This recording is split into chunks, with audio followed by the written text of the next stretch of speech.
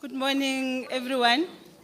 Let's all settle down, and I hope the people downstairs at the overflow room, they are also settled down, they're able to hear and also able to see us, and also the people online. Good morning, Deputy Minister. Good morning, Dean. My name is Dr. Susan Mangole.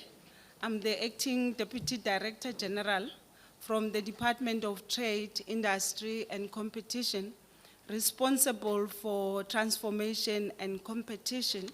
So mainly dealing with the implementation and making sure that the country drive an inclusive economic growth. I would like to take this opportunity and thank Johannesburg Business School for giving us this moment of having to reflect. So for today, I'll be your program director. Hopefully, I will be strict with time. Some of the members of the BE Charter Councils, they were reminding me, I'm one person that when I say 15 minutes, except for you, Deputy Minister, it's 15 minutes, so I guess we do have a program in front of us that we are going to be following. So let me take the opportunity and welcome everyone. Welcome everyone who's also attending online. Thank you for joining us. Deputy Minister and Dean, we were arranging the symposium targeting, I'm looking at Prof, we were targeting 100. Unfortunately, the interest surpassed 100. We are in and over 1,000 RSVPs. So that actually shows how important and how critical this particular topic is. So as an opening, we are here because of the constitutional mandate, Section 9.2, that actually give effect to the broad-based Black economic empowerment. So the reason for this session is one of its kind. Through JBS, we are reflecting in terms of the journey and gathering evidence. So without further ado, I am going to request our host, Professor Alistair, the JBS Executive Dean, to welcome us in the building. Prof.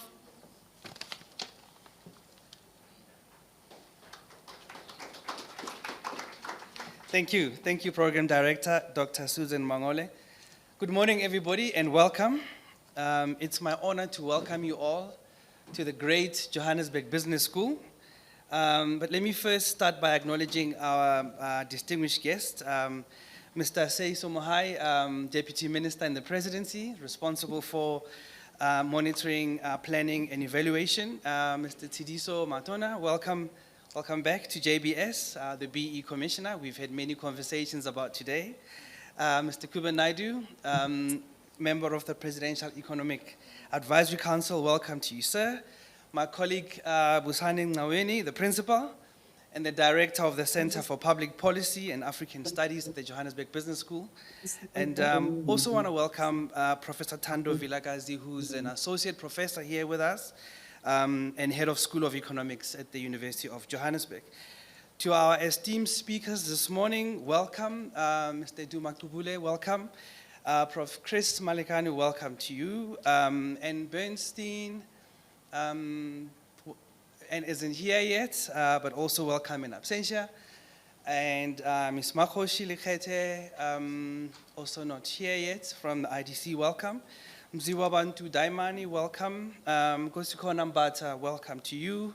Tami Ngwenya, welcome. And Pulani Kole, also welcome. But as we know, a symposium of this nature is nothing without an audience. That's our VVIPs, and thank you very much for all the people that accepted our invitation to this very critical conversation. Deepest gratitude goes to the team in the Presidency, the DTIC and the BE Commission, as well as GCIS, for partnering with us on this very important venture. And we really want to thank you for really honoring the invitation to tackle this very important topic. This symposium is a manifestation of the role of business schools. Business schools are an environment where ideas are birthed, where opinions are tested, where beliefs are challenged, perspectives are formed, and concepts are torture tested for veracity. Business schools indeed serve as a crucible for ideas that drive innovation and catalyze society towards shared inclusive growth. So today we'll hear about BBBEE's frameworks compliance record, as well as the enforcement landscape, some of the challenges, some of the wins. We'll have a review of the research evidence on ownership diversification. And there'll also be a treatise on the degree to which BE has achieved broad-based redistribution of productive ownership. We'll ask tough questions about the concentration of power gains and the conditions that enable elite capture, as well as fronting. We will hear about the limits of BBBE and how it needs to be reimagined. We will interrogate the efficacy of BBBE, not only as a tool for restorative justice, but as the secret sauce for South Africa's global competitiveness and indeed a pathway out of poverty for millions of our people. We will also hear about the role of development finance institutions in giving expression and effect to ownership and enterprise development objectives of the BBBE legislation. So, as you can see, we're in for a treat. I invite you to lean in and participate so that together we can sharpen this instrument of redress and restore hope in the hearts of millions. This is just the first installment, and we look forward to hosting the conference later in the year, where we will be unpacking evidence-based aspects of today's discussion, as well as the themes that emerge from this symposium. So with that brief introduction, welcome to the BBBE Symposium. Thank you.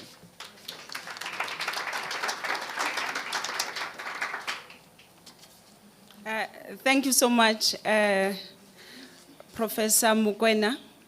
I think now we can all relax. We are welcome. And thank you for hosting us. And thank you for allowing us to spend the whole day with you interrogating the issue. The theme today is Black economic empowerment and its content, the past, the present, and the future.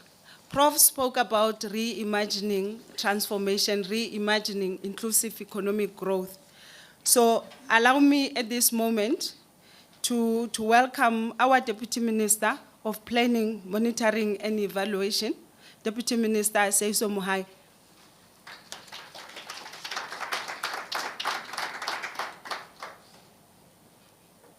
Thank you very much, Dr. Susan Mangole, and thanks to Prof. Alistair Mokoena for the welcome. Leadership of the University of Johannesburg and Johannesburg Business School, representative of the B-BBEE Commission, the Matona, distinguished panelists, scholars, business leaders, organized labor, civil society representatives, development finance institutions, ladies and gentlemen, good morning. It is both an honor and privilege to deliver the opening remarks at this important symposium on Black economic empowerment and its discontents, the past, the present, and the future. We gather here at a watershed moment in our democratic journey and geopolitical moment. 30 years into freedom, South Africa remains politically liberated, yet economically unequal in ways that still reflect the architecture of apartheid dispossession.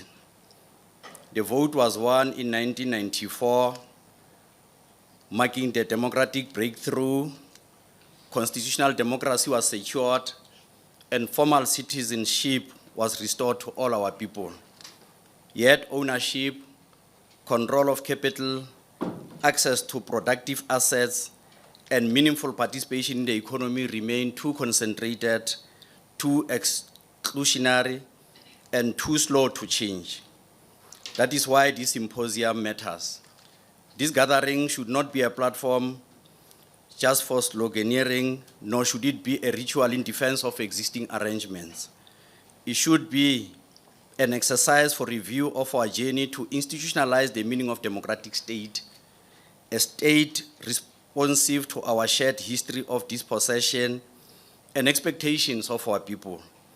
It should create a space or spaces for rigorous engagement on the constitutional foundations of redress, measurable outcomes of implementation, the challenge of elite capture, the role of development finance institutions, and the reforms required to place broad-based Black economic empowerment on a more effective and inclusive trajectory.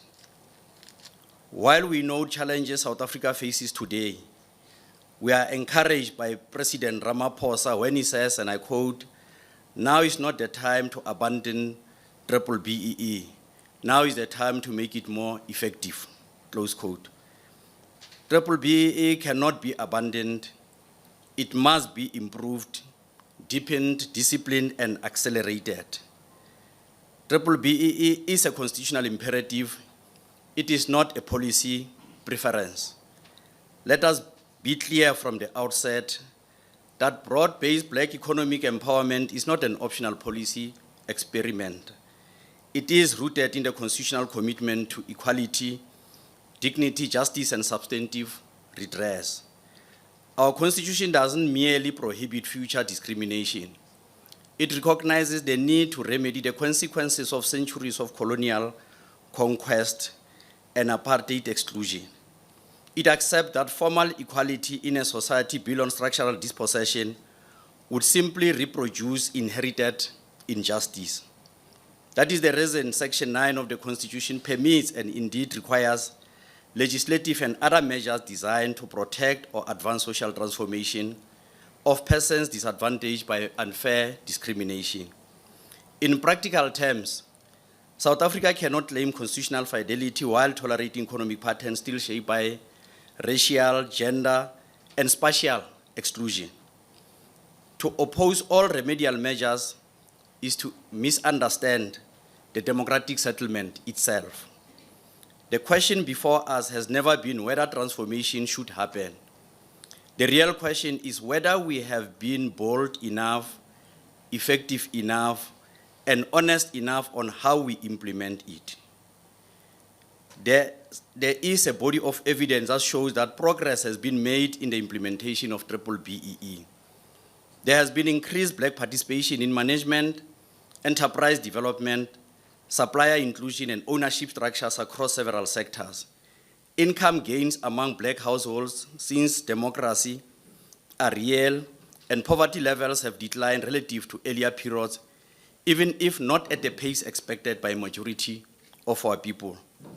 There is a credible empirical evidence that demonstrates that transformation policies, including broad-based Black economic empowerment, have had measurable effects. For an example, Black African household income grew by 46% between 2006 and 2023. Poverty among Black South Africans declined from 67 to 44% over the same period. A significant increase in Black participation in management and ownership structures has also shown some improvement. But progress cannot be confused with justice. However, despite this progress, the economic situation of the majority of the people remains deeply concerning.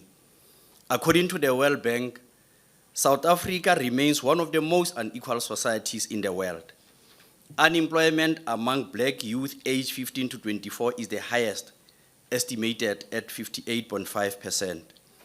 Wealth remains deeply concentrated, and the commanding highs of finance, mining, commercial, agriculture, construction, value chains, logistics, and advanced manufacturing remain disproportionately controlled by historical incumbents or narrow cycles of capital.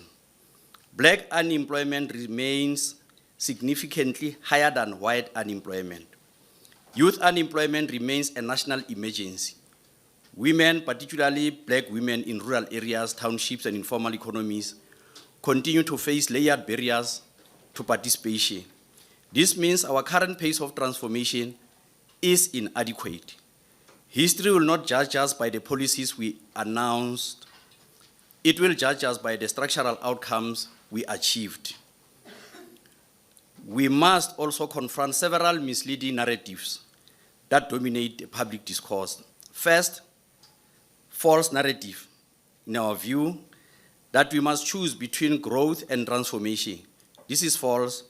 No society can sustain growth where the majority are excluded from ownership, opportunity, skills, and wealth creation. Exclusion weakens demand, narrows the talent base, fuels instability, and undermines social cohesion. Transformation is not the enemy of growth. Transformation is unfinished foundation of sustainable growth. The second false narrative, that because implementation has flaws, the principle itself must be discarded. This too is false. Where there is fronting, we must prosecute fronting. Where there is rent-seeking, we must stop rent-seeking. Where compliance is superficial, we must enforce substance. Where benefits are too narrow, we must broaden participation. Implementation failure can never become an excuse for the miscarriage or abandoning justice.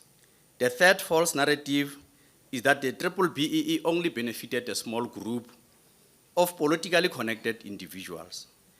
This is an incomplete and often disparate distortion of reality.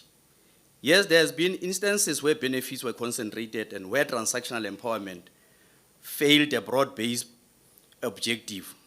We must acknowledge that, honestly, but it is equally true that many of the most Black South Africans who rose in business, industry, finance, media, technology, and professional services through empowerment opportunities have had no relationship with whatsoever with the African National Congress as a leading party in government.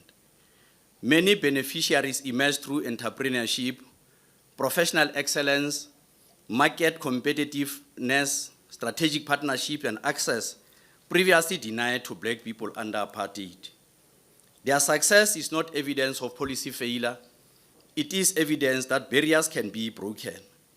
We should not be ashamed of Black success and excellence. We should multiply it. The task is not to deny those gains. The task is to broaden them far beyond current levels. We must be honest about a resistance. There are forces, domestic and international, that seeks to portray all transformation as unfairness, all redress as discrimination, and all empowerment as inefficiency. Some of this opposition is ideological, seeks to reproduce and maintain colonial privileges. There is also a more subtle resistance: delay, procedural obstruction, minimal compliance, legalistic evasion, endless litigation, and calls for patience while inequality deepens. South Africa cannot afford politically insensitive postures that seek to stall or reverse transformation. We are not a small island detached from our continent. We are Africa's most industrialized economy. We carry continental expectations.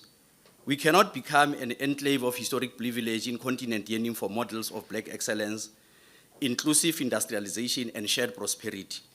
The success of transformation in South Africa matters beyond our borders. One of the reasons for convening this symposium is that transformation must move from general aspiration to sector-specific execution. Different sectors have different histories, market structures, and barriers to entry. A uniform approach will not succeed. Examples of these are program director. In construction, for instance, construction is labor-intensive, infrastructure-linked, and central to economic recovery. It can absorb workers at scale while building the roads, schools, clinics, ports, and housing that sustain long-term growth. Yet many Black-owned firms remain trapped in subcontracting tiers, undercapitalized and excluded from major projects. This prevents the emergence of sustainable Black prime contractors able to compete nationally and regionally. Training in this sector must include project management, estimating safety system, compliance and digital tools. Sustainable transformation requires empowered firms that are technically excellent. We must use state procurement pipelines to build black construction champions. Predictable pipelines allow investment in equipment, staffing, and systems. Once-off contracts do not build lasting enterprises. And so we must raise questions about the notion that seeks to trap our people in cooperative as substitute for direct individual economic affirmation. In agriculture, land access alone is insufficient without water rights, finance, logistics, extension support, market access, and agro-processing integration. Productive agriculture depends on complete ecosystem.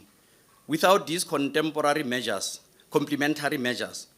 new entrants remain asset holders without viable enterprises. Transformation in agriculture must therefore focus on commercial sustainability and value chain inclusion. In mining remains foundational exports and industrial capacity. Yet mining communities often remain poor while value is extracted beneath their very feet. This contradiction undermines legitimacy and fuels social tension. Transformation in mining must therefore go beyond ownership percentages and extend to beneficiation, procurement, skills transfer, and community development. And finance, without access to finance, transformation in every other sector stalls. Credit, equity, and risk capital determine who can start, survive, and scale an enterprise. The financial sector, therefore, carries a special national responsibility. We must increase developmental lending to productive black enterprises. More capital must flow into sectors that create jobs, exports, and industrial capacity. Development finance institutions must be repositioned. Institutions such as IDC, NEF, DBSA, Land Bank, SEFDA, and related agencies were created to correct market failures and catalyze development. They must be judged not only by repayment ratios or narrow approvals of metrics, but by developmental additionality. Today and at this juncture, we must ask most difficult and uncomfortable questions. We should, and I think this platform offers in the panel and many other participants, to grapple with issues. How many sustainable black enterprises have been nurtured and built? Does competitiveness and growth matter more than approvals alone? How many industrial capabilities were created? How many firms graduated into mainstream markets during this period of economic reform? How many women youth enterprises scaled successfully? How many township and rural enterprises entered formal value chains? We need an independent review of DFI transformation performance, approval systems, technical assistance, post-investment and support and recovery mechanisms. Program Director, government must use the state as strategic leverage. The democratic state assets, procurement power, infrastructure, land licenses, data, institution and balance sheet influence. These are not passive instruments, they are strategic levers. Government must deliberately use, among others, public procurement to stimulate enterprise growth, localization and inclusion. SOE supplier chains to build black industrial capacity at scale, industrial park to reduce entry barriers and support manufacturing clusters. Ports and logistic nodes to open export pathways to emerging firms, broadband infrastructure to support digital inclusion and innovation. Municipal contracts to grow local enterprise ecosystem, energy transition investment to ensure new green opportunities are broadly shared. Where the state spends, transformation must be visible.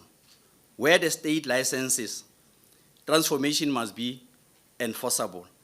Where the state owns assets, transformation must be catalytic.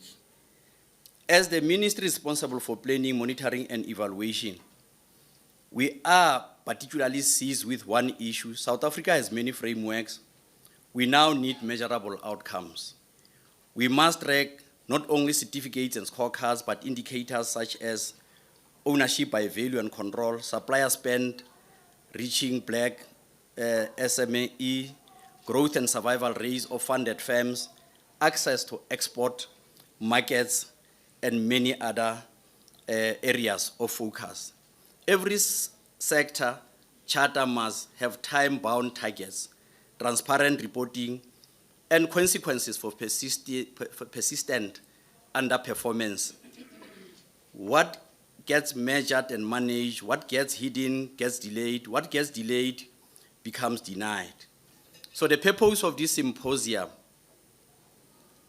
we must be reminded that B-BBEE is rooted in historical necessity and constitutionally grounded project of redress of the historical injustice of economic exclusion of majority of South Africans. We do not gather because we agree on everything, and this is important. We gather because South Africa needs critical minds to engage difficult questions honestly and constructively. The generation of '94 handed us freedom. Our generation must deliver economic emancipation. The African National Congress, the leading multi-party, as leading multi-party government, championed the struggle for political freedom because our people refuse to accept eternal subordination. That some more logic compels economic transformation. Political liberation without economic inclusion is incomplete. Democracy without shared prosperity is fragile. We must always be mindful of this fragility. Growth without justice is unsustainable. As government, we fully agree that B-BBEE alone is not a panacea to all our problems. For it to fulfill its objective, it must be integrated with industrial policy, infrastructure investment, skills development, and decisive support for small enterprises. The future of broad-based economic empowerment will not be determined by its critics alone. It will be determined by courage, discipline, and resolve of those prepared to make it work for many and not for few. So let us engage openly, as the Prof called in welcoming us all, that we should debate these issues honestly, and we should boldly provide answers to the critical challenges that we are faced with.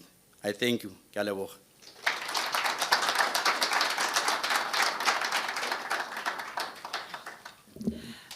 Thank you, Deputy Minister. A round of applause for our Deputy Minister of Planning and Monitoring in the Presidency. Can you give him a round of applause? I think in setting the scene, the Deputy Minister called for us to say this symposium is a safe space for us to reimagine transformation in South Africa. We need to answer the question of whether we are bold enough, we are efficient enough to drive inclusive economic growth. I guess one of the key things he's calling for is that let transformation reflect across South Africa, including special transformation, to ensure that there is no exclusion. So now, with that setting of the tone, we are now getting into the business of the day. Deputy Minister, in the room and online, we've got various experts in terms of driving transformation, the ones that have implemented, the ones that have developed the policies. So we are going to have 3 panels, 2 of which will be before lunch. The last one will be online. Some of our panel members, they are online, but they will be joining later for their reflection. So the first panel, it will be looking at the B-BBEE overview and the state of play. So the panel will focus, this panel establishes the empirical and institutional baseline for the symposium. It provides an authoritative account of B-BBEE framework's compliance, compliance record and enforcement landscape, followed by an assessment of what the framework must now do differently, and a review of the research evidence on ownership, diversification, and structural outcomes. What the Deputy Minister reminded us is what the President has said during the State of the Nation address.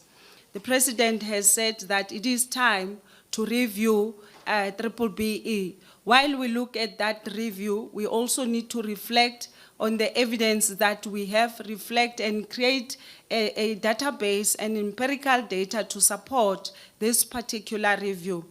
So I'm going to call on our panel members. I'm going to give the panel 40 minutes. We are going to allow for questions at the end. So each panel member will have 10 minutes of giving their sort of perspective from their space. And then at the end, because we do have quite a number of people online, we are going to be opening for Q&A and still allow the panel members to reflect. First, our first panel member is Commissioner Tshediso Matona, the BBBEE Commissioner, who will be dealing with compliance enforcement and the Commission's findings in the various reports. And then the second panel member is Kuben Naidoo, the Presidential Economic Advisory Council, and he's going to be looking at what do we do about BBBEE, a policy assessment. The last one is Thando Vilakazi, Associate Professor and Acting Director, School of Economics, University of Johannesburg. I happen to work with Prof Vilakazi on the competition space. So I can reassure you that BBBEE is reflected in the Competition Act. So he's going to be looking at the research evidence on BBBEE outcomes and performance. So my panel members, if you can come up to the stage, I know you will be making some sort of presentation, so then we can actually allow for your sort of 3 minutes intro overview before we go straight to your presentation.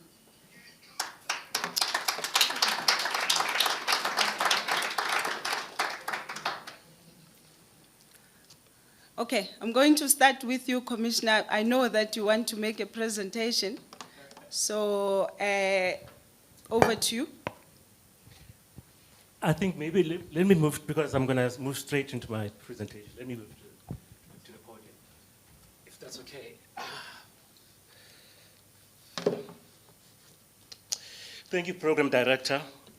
Let me acknowledge Deputy Minister in the Presidency, Mr. Seiso Mohai, our host, Professor Alistair Mokoena. Thank you very much for hosting us.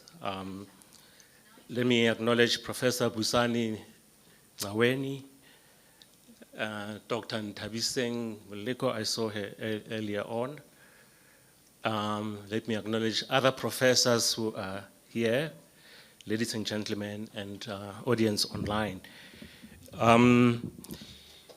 Look, I think that this is a very welcome and timely engagement on a topic that is highly topical. The discourse has reached fever pitch. So I will do a quick overview in the time allocated. If the presentation could be displayed, please, so that I can go straight to it. But let me contextualize the Commission. The Commission is an intervention in the journey of the policy from 2003, when the first act, BEE Act, was promulgated. 10 years later, 2013, the legislation was amended, and a monitoring function was introduced. Up to then, there was no centralized sort of data collector, data monitor, official. So the Commission is an official data gathering function introduced into the policy. It opened shop in 2016-17, and we publish annual status reports on BEE. But we did an exercise in 2023, 20 years down the line on the legislation, an exercise that said, where are we 20 years down the line?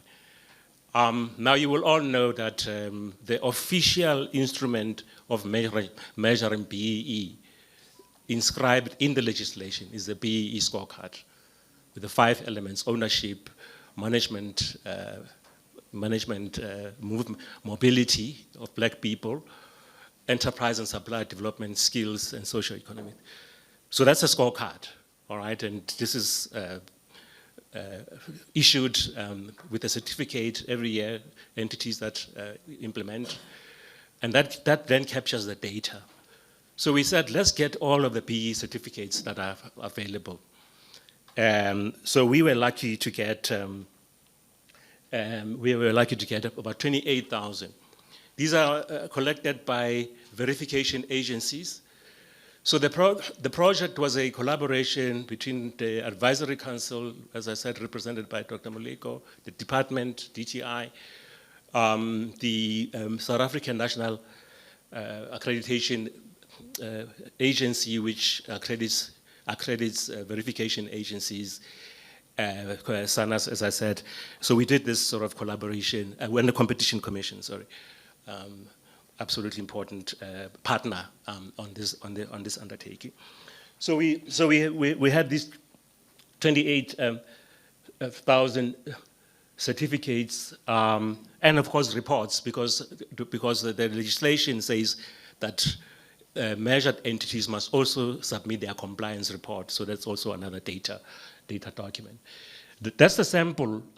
So you know, in the legislation, there are large enterprises, qualified small enterprises, and exempted micro enterprises, and of course a category called unknown, which, by the way, kind of underscores the data challenge. The policy still suffers from a serious data challenge. The data is fragmented.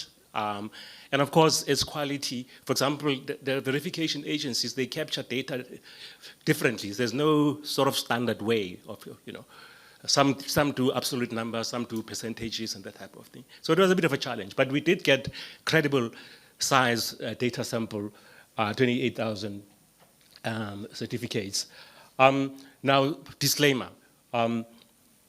the methodology tracked. We didn't track entities over time. We tracked the certificates that were available. So it's a call it a time series as opposed to a panel research, as it were.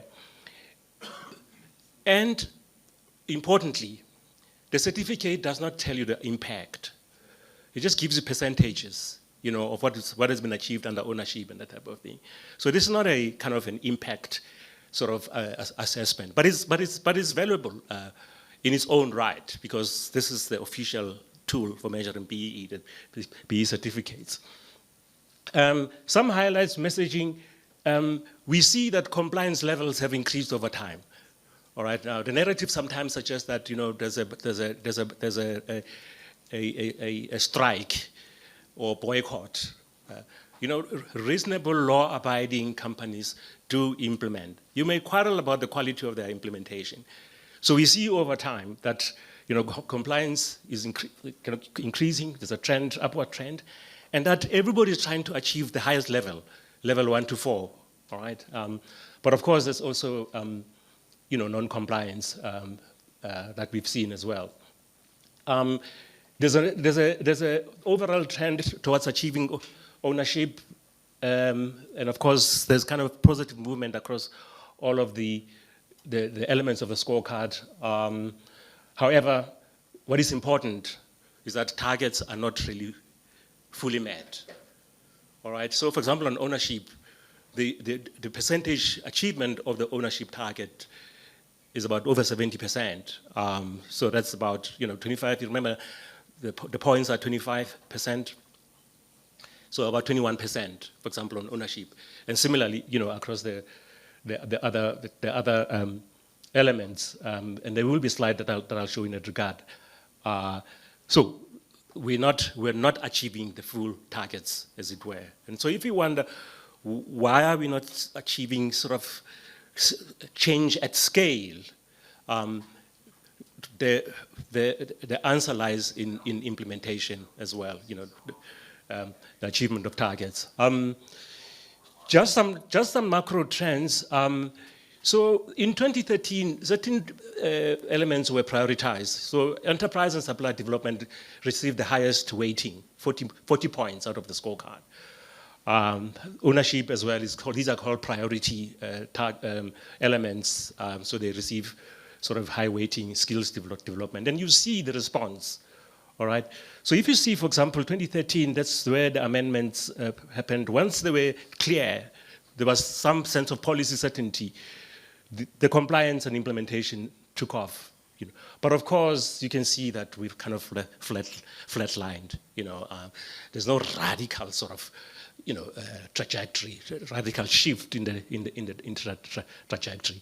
But what is important for me is the fact that, impactful catalytic elements like enterprise and supply development, which I believe, in fact, is where we are going to really achieve the greatest sustainable and deep transformation. When we establish enterprises, we massify the establishment of enterprises which are 100% owned by black people, that they can create new products and participate in the market if we create the right conditions for them in terms of access to markets and access to funding. I did indicate that I'll show the slides. You can see the color codes are blue at the top is ownership. You see how it moved from 2013 to from 50% to 77% and 86%. Enterprise and supply development, orange, you can see 44% to 54%, and of course, kind of stagnant there in 2023. The rest are, I'll talk about, individually, for example, management control, challenges in management control. It's actually the most underperforming element. What it means is that black people hit a ceiling in terms of management, reaching at the top. And of course, also board representations, still not sufficiently transformed. Now this is a sectoral picture. So here we have, I think the majority of the sectors represented here. The only one that's missing is the latest one, the legal as sector chart. So if you look at ownership, as leading from the previous slide, you can see that there's sort of small shifts upwards on ownership. Again, nothing radical, and of course the sectors between them, there's very small margins of comparison. And of course, some of them are actually, going down. Of course, that's because some of their codes also change. The measurement of their codes change, so it's got an effect on the representation of the graphs there. But really nothing exciting, except to say, as I said, 70% achievement of targets. Management control is this one. You can see how flat it is. Really no. In fact, actually, if you look at the outer gray, you can see in a number of sectors there's a decline of that element, achievement of management targets, as it were. Sorry, what have I done now? Yeah. I wanted to show skills. Well, I spoke about enterprise supply. You can see it's kind of very encouraging growth, but we can unlock this more, I think, and the Transformation Fund initiative of the DTI is going to help us to achieve that. Skills development, it's funny. It's a bit kind of, what's the word? It's not moving, it's stuck. It's stagnant. And you'd wonder why, because this is you know, we are an economy that has got a serious skills challenge. So you can see it's flat. The interesting thing about socioeconomic development is that everybody's exceeding this target. You know, of course, it's got a small, it counts for only five points in the scorecard. And it's easy to achieve it through sort of CSI, traditional CSI. So everybody is achieving it. Part of it is important investments in rural areas, underprivileged, you know, communities and that type of thing, which would, investments that wouldn't happen if it was not because of BEE. But yeah, I think, you know, so I thought, let me do 2 more slides, Chair, just to show other data. Now this is data on ESD, and we're tracking here the actual spend. It's something that we started in 2021 for both skills development and enterprise and supplier development. What I'm showing here is the transactions. So the transactions that are above 25 million, so 25 million and above, have to be registered. And the Commission, we look at the transactions, we look at whether black people's rights, economic interest is protected in the agreements and that type of thing. So we have received, since we've been doing this from 2017 to date, 758 transactions. So the idea that BEE benefits only 100 people is a lie, all right? And what is most interesting, you see the collective ownership, schemes, which is your employee share ownerships. 251 of these transactions feature, employee shareholding and so on. Of course, you can quarrel about the quality, whether they get dividends and that type of, some declare dividends, I can tell you.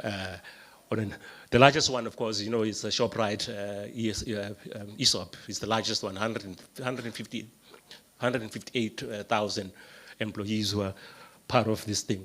And you can see the value, 615 billion rand in assets acquired. Of course, some of them are, are funded by debt, so they haven't really vested, as it were. But assuming the conditions apply, that's sort of the value, the quantum of value.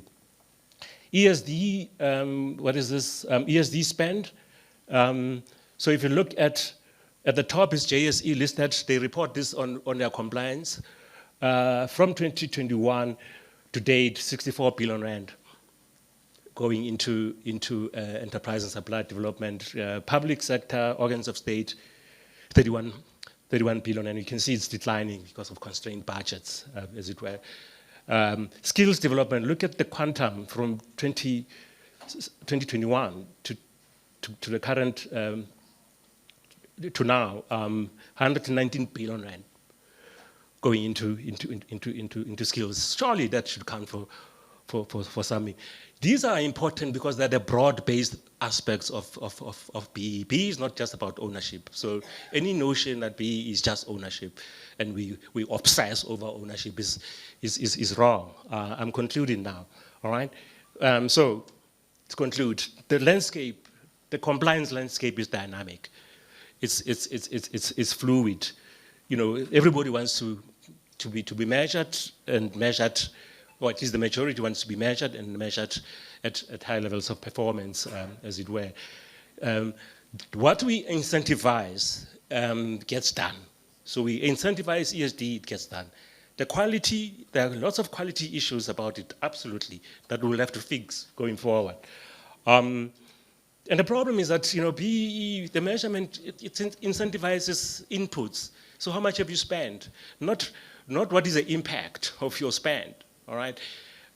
So most of the elements are money metrics, so we don't actually see the impact. And I think going forward, if we are going to flip this, to pivot the framework, it must give more visibility to impact. I think everybody accepts that. We must deal with that data, the data gathering issues, really a problem. If we don't have the reliable data, we're not going to have a good picture of what's happening. So that's absolutely very, very important. There are lots of problems about BEE fronting. You know, for example, you said we should talk about fronting. So since the commission has been in office 2017, we have received 1,550 complaints. 84 of them are about fronting. And then, of course, there are culprit sectors. Mining is the leading culprit. Construction, you know, lots of fronting going on there. So we have to deal with this loophole and the gaming of the system and so on. So the last point is, I think the president has given us the line of march that we must review the legislation, and the department is going to be leading us in that regard. Thank you very much for your attention.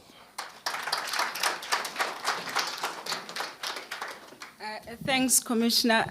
Can I hand over to Kuben?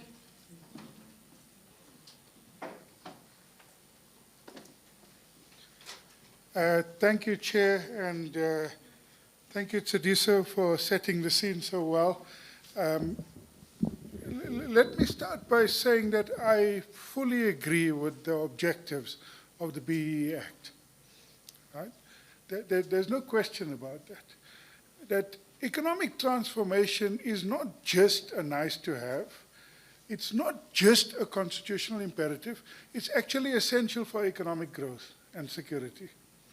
You can't have economic transformation. If you do not have economic transformation, actually the growth potential of this economy is hamstrung in the medium and long term. If we look at our experience during the boom period of 2001 to 2007-8, the size of the black middle class doubled. Right? Not only, and it doubled in large part because of the transformative efforts of the state and public policy, but that doubling of the black middle class boosted the economy, boosted consumption, boosted investment, boosted demand, boosted housing, boosted employment. Right? So if you don't increase the size of the black middle class, if you don't grow the cadre of people who are likely to benefit from economic activity, then this economy is going to be stagnant for a long time. So economic transformation is absolutely essential. And as Tshediso pointed out, BEE, as defined in an ownership sense, is only one element of that transformation. There are multiple elements of the transformation that we need to look at, from skills development to rural communities to the township economy to the role that women play in our society to the role that rural people play in our society.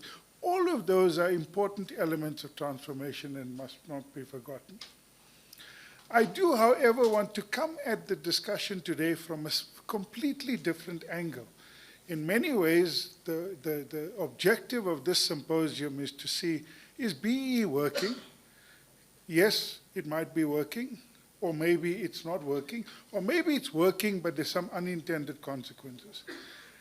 I do not want to come at the discussion from that direction at all. I want to ask an entirely different question. And that entirely different question is, why has the investment to GDP ratio been so low in post-apartheid South Africa?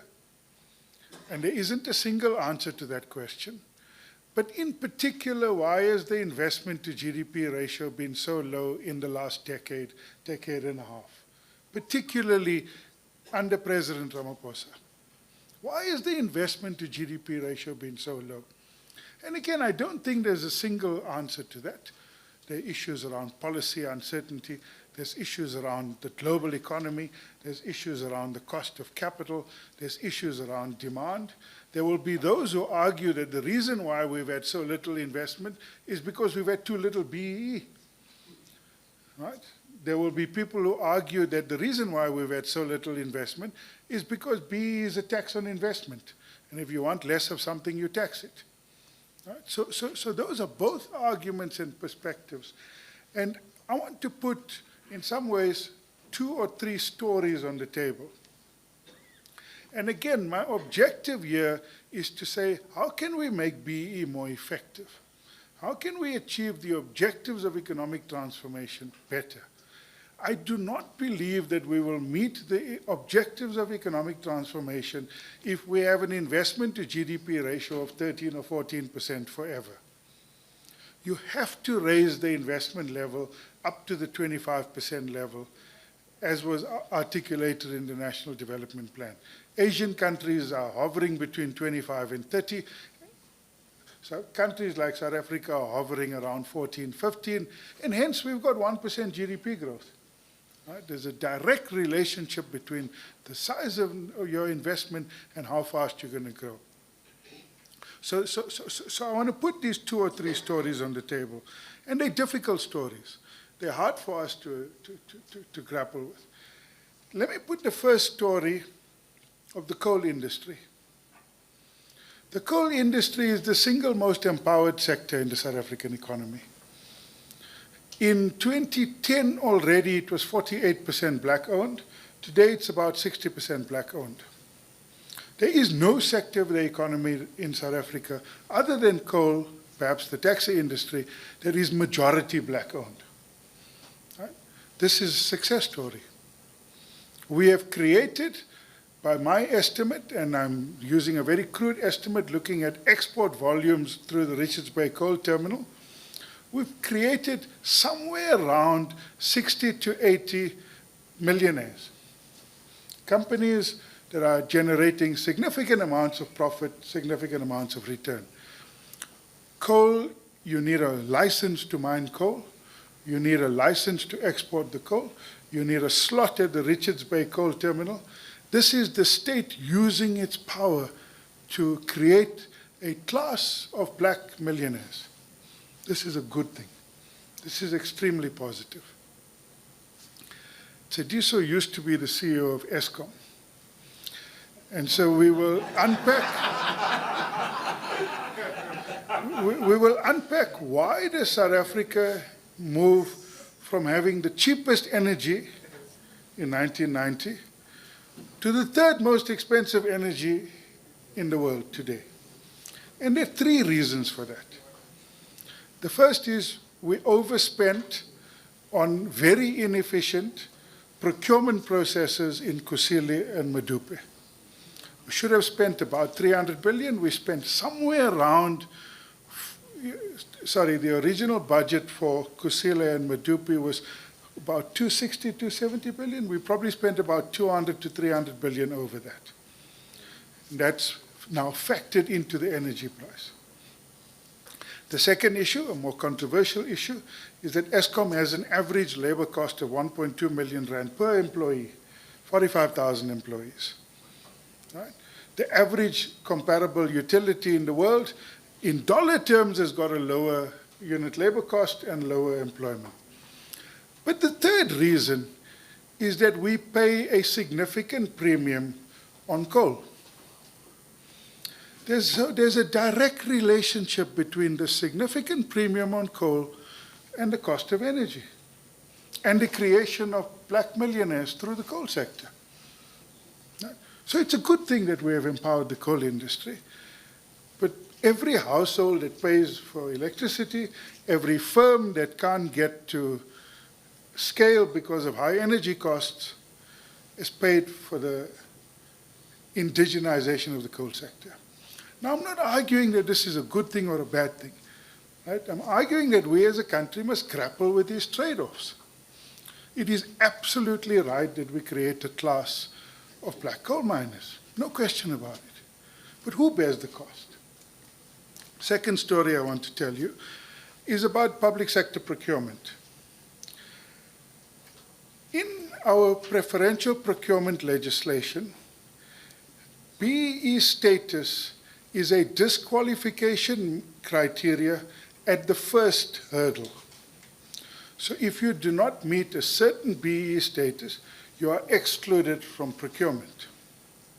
You're excluded from the contracting. So let's assume that the Department of Agriculture wants to buy 100 Dell computers. Dell can't bid because they don't have a BEE status. So the only people who bid are middlemen, right? Are intermediaries. Now, because the only people who are bidding are intermediaries, the government has got no idea how much a Dell computer costs. They don't. They're entirely clueless. The objective of the preferential procurement process was to actually quantify the rent that as a society we're prepared to pay for the Dell computer.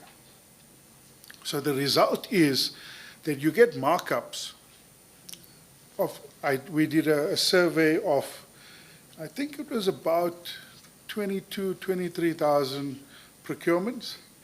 What rent does the government pay? What rent does the government pay? We should pay a rent for black economic empowerment. But is the rent 5%, 10%, 15%, 20%?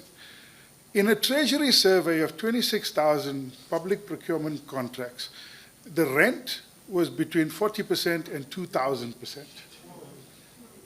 Right? Now, I'm not proposing that we must get rid of this, but let me make a very simple proposal about how we can flip this. If you change the structure of the Preferential Procurement Act, where you do not allow people to exclude people on the basis of a BEE status at the first hurdle, then theoretically Dell can bid. The government will now know how much a computer costs, because at the moment it has no clue. The government can then say, if Dell is charging us 100 Rand for the computer, we're prepared to pay 110 Rand for the computer. We're prepared to give the contract to a middle person or a middleman, but Dell is not excluded from tendering. Right? Or alternatively, you can give the contract to Dell and force them through a supply development program to ensure that there are intermediaries, suppliers that are black-owned. The advantage will be that you get public sector procurement at a lower cost. I could give you at least 2 or 3 more examples of this. Right? The point I'm making is that BEE is an essential element of our transformation strategy. But we must accept that there are costs to BEE. The cost of compliance for firms, the costs of these scorecards for firms. I'm a fan of the idea of a transformation fund. I'm a fan of the idea of a continuous voluntary tax, 3% of profit or 5% of profit. It's an assessed tax already. You don't need any additional burden. You pay the money into the transformation fund, and the transformation fund can be used to lend to black-owned businesses, women-owned businesses, township-owned businesses, rural-owned businesses. But you lower the compliance costs for firms. Most firms, particularly big ones, would quite happily pay that. They'd pay the voluntary tax because of the significant compliance costs that they have today. So I'll leave it there. Again, we must not throw the baby out with the bathwater. Economic transformation is essential, but we must ask ourselves the very hard question, why is the South African investment ratio so low? Can we ever transform this country in a holistic sense if we aren't able to grow the economy by 3, 4, 5%? And these are some of the real issues that bedevils our ability to raise investment and to raise investment efficiently. Thanks.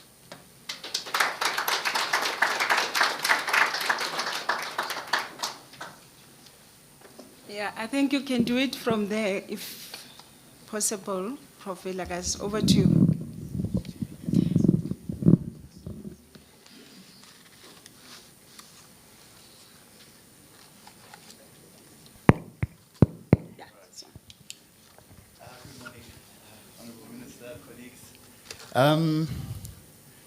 Yeah, so I think this is a phenomenally important conversation. And in my remarks, I'll draw on wearing 2 hats, in a sense, working in the kind of competition policy and economic space at the tribunal, but also interacting with the Competition Commission. And then also through the research that we've done at the Center for Competition Regulation and Economic Development, which is not 50 meters away from us in this building. Studying the issues to do with kind of what actually happens on the ground in terms of meaningful participation of new firms, SMMEs, black-owned firms, etc., in our value chains and economic systems. And so in a sense, a lot of my remarks, just to preface them, even as it's a bit of a misdirection, I must apologize, but are going to deal with black economic empowerment in small letters. There is the policy framework, but I think even the commissioner is hinting here that there is so much by way of an economic system of rules and regulations, which we set, incidentally. The rules of the market in a capitalist system like ours are set by the state, right? But the way, and I'll touch on the ways in which we found, certainly through the research, that perhaps we haven't played enough with the rules to achieve the kind of economic dynamism and a meaningful participation that we might have hoped for. The second kind of premise is that, you know, when you chat about these things with friends, I always end up at the point to say, this was absolutely necessary as a policy journey for our country. There is no world in which the conversations around black empowerment, inclusion, women empowerment, etc., would be part and parcel and happening in the corridors of large capital, of Sandton, were it not for this policy program, with its ills, but also with its successes, right? And that conversation had to happen. I can't think of a way that we would have achieved that in the absence of this framework, right? It puts the elephant in the room, in a sense, and I think this is important. And so just to build on Kuben's point, we're not talking here, at least in my mind, about throwing the baby out with the bathwater. The question is, how do we layer, right? So you keep the scorecards, you keep the policy framework by and large, but how do we layer, how do we deepen participation? And I'll touch, Che, in light of kind of time constraints, on 5 quick areas, and I can come back to them later.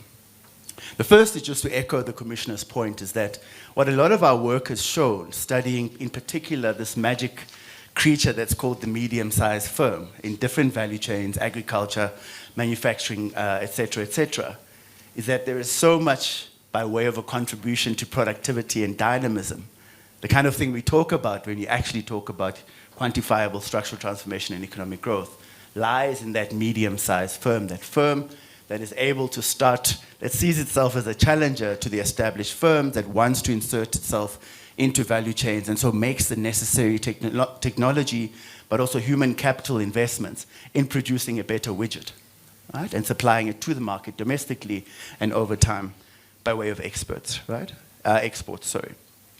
But yet there's very little we know about what it takes for those firms to participate, right? Some of them deal with the state, and so in that sense we have some sight in terms of how they contract the widgets produced, etc., right? Be it supplying blankets to the state, whatever the case might be. But we know very little about their ways in which they interact with the economic system in the private sector value chains, right? In my mind, and certainly as a product of the work we've done, until we understand this, we might not get the code of empowerment in small sectors correct. We will design around NPAT, we will design around aggregate measures necessarily that we can measure consistently across firms. But we may never hit the nub in terms of meaningful, transformative participation.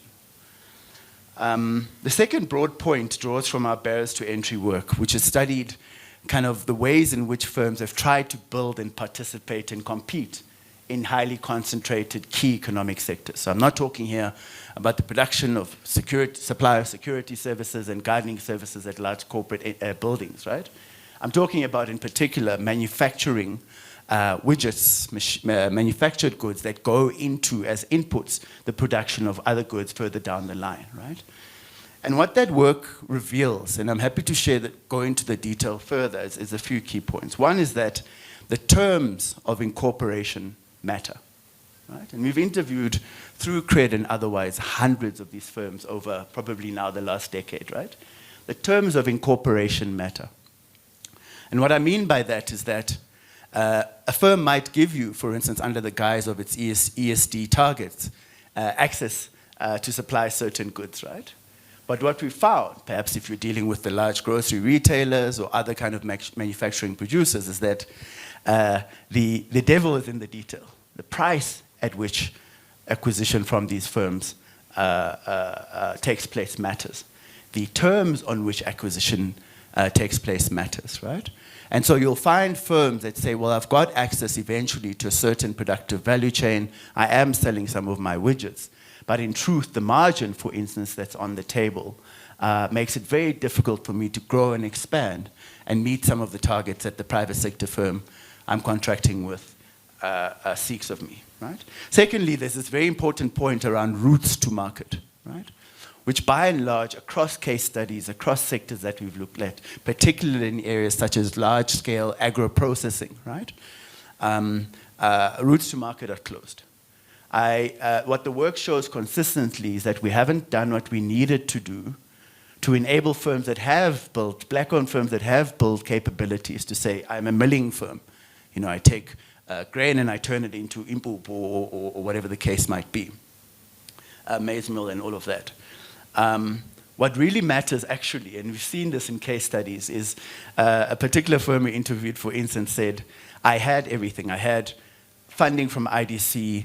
I've been through all the skills training programs, capacity building, etc.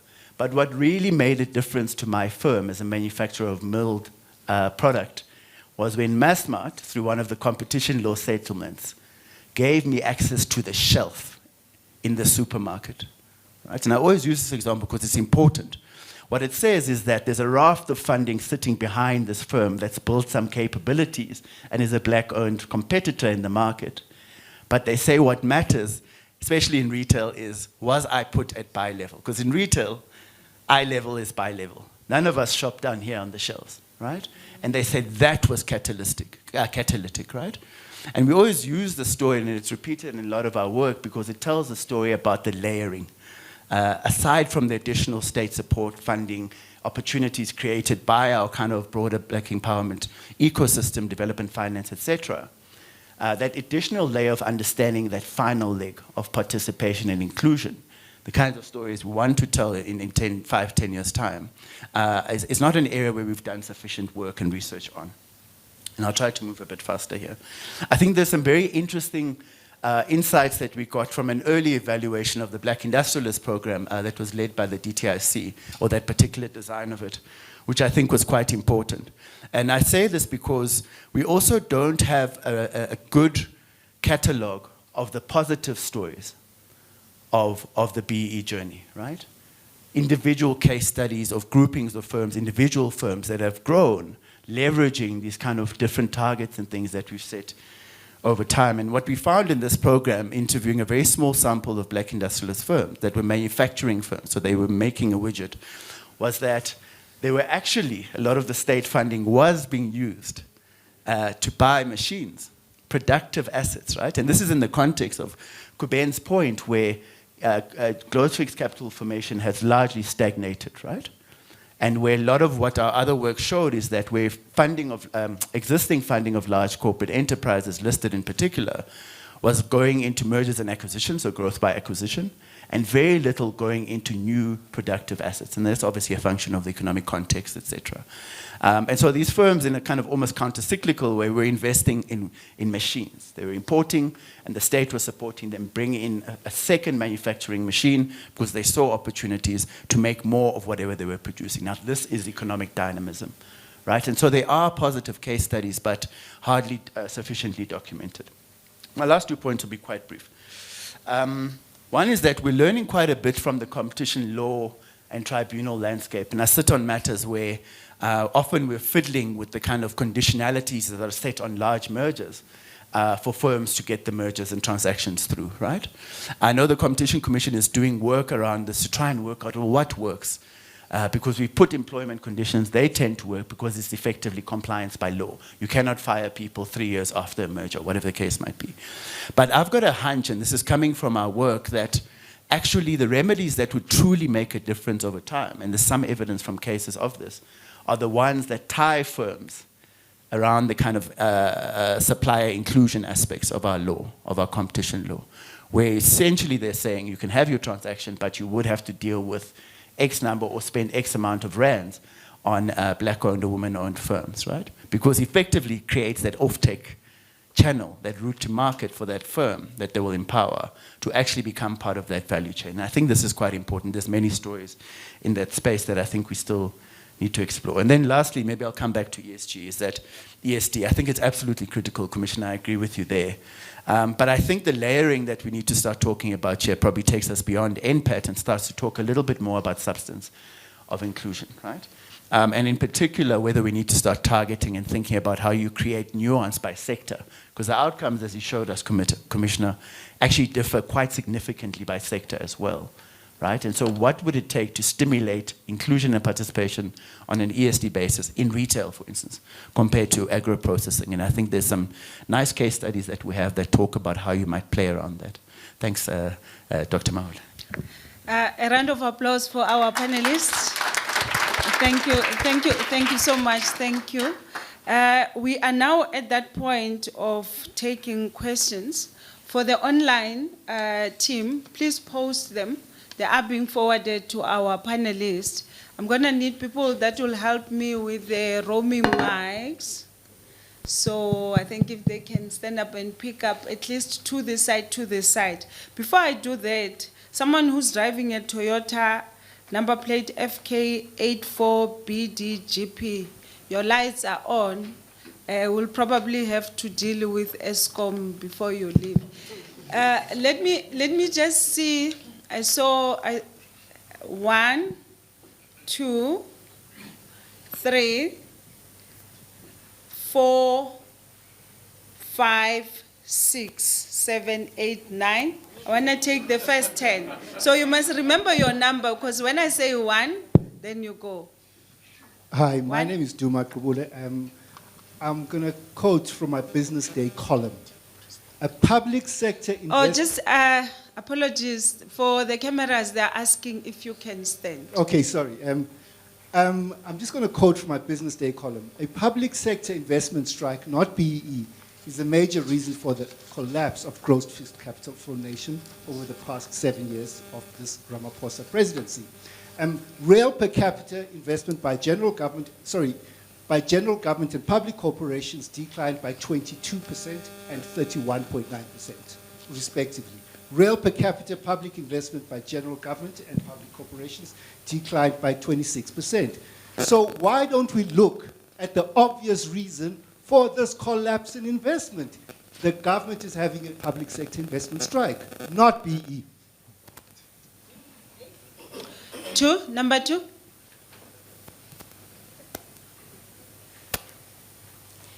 Good morning, everyone. I am Kutlwano Takadi. I head up transformation for Anglo-American, Kumba Iron Ore. So my question goes towards Mr. Matona. Commissioner, you spoke about 1,500 plus fronting cases, and particularly that mining and constructions sectors were the biggest culprits. And on the draft B-BBEE codes that were gazetted earlier this year, there is a greater emphasis on 100% black-owned companies as well as 100% black female-owned companies. In your view, are we not going back to the narrow-based BEE, where earlier in the B-BBEE history, we saw a lot of fronting instances. And right now, you spoke about over 1,500 cases that have come to your office that you have investigated. So in your view, is this charter not exacerbating, or are we not going back to the narrow-based BEE and also increasing this fronting risk even further? Thank you. Thank you. Number 3. Thanks very much. My name is Kanti. I just wanted to find out, especially from the data that we received from the Commissioner, what relationship sort of these data points that we collect, or the elements of BE, have with each other. I imagine, for example, if we were thinking about it, if we have, we're struggling with management and leadership, but that if we're growing the number of enterprises we are measuring, that are becoming more black, we would see more black participation, or is that something we haven't thought about? So basically, what are the relationships between all of these elements? Number 4. Just wait for the mic.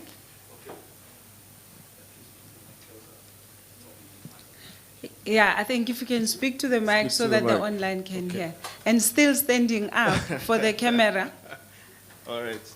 Well, anyway, 3 questions. One for Mr. Matona. On your presentation, you said that there's 119 billion, 119.7 billion in terms of skills spent, but in terms of skills development, we're stuck. What's the reason? And for Kuben, well, if you remove the BE status as a disqualification criteria, I think to quote your terms, what do you replace it with? And for Thando, the question is barriers to entry, because you said there's high levels of concentration. How do you deal with that? Your name, please. Oh, it's just Dr. Nkosi. Thank you. The next one. It was you. Morning, everyone. Dambisa from the Southern African German Chamber of Commerce. I actually wanted to ask the question that was asked by Kuben back to the panel. So all 3 of you, just to get your perspective. You asked, why has the investment to GDP been so low in the past couple of years? We do these annual pulse checks with our companies, our German companies. And I must admit that the regulatory environment and transformation policies, of course, fall under that. It's quite low on the list. I mean, in our 2025 Business Outlook survey, we received that as the 8th pain point.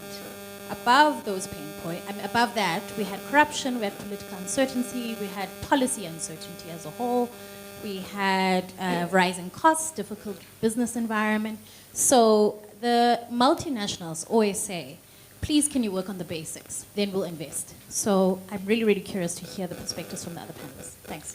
Thank you. Number 6. 6, 7, 8. I ended up at 8. 7, 8. 7, 8, 9. Yeah. Thank you, Program Director. My name is Rudy Peterson, and I head up government and stakeholder relations here at the university. So my question is just around the issue of BBBEE and being an unequal society still in South Africa. So just before I pose my question, unfortunately, sadly, South African, I'm glad Department of Monitoring and Evaluation is in the house, because as South Africans, we are the great, very great in policy development, but very bad in policy implementation, monitoring and evaluation. And I think that's the big challenge for us. So my question is, whilst we have this BBBEE, we have, unfortunately, the most unequal society still in the world. Now that is the big challenge. So my question is, does that mean BBBEE, being the unequal society, has dismally failed? If not, how? What is the ingredients? How we move it forward to be able? I like the issue that we need to change. We can't wish away BBBEE. We need to implement measures to take it forward. What will be the ingredients of readjusting BBBEE? And is it going to take another 20 to 30 years? Thank you. Thank you. Number 7.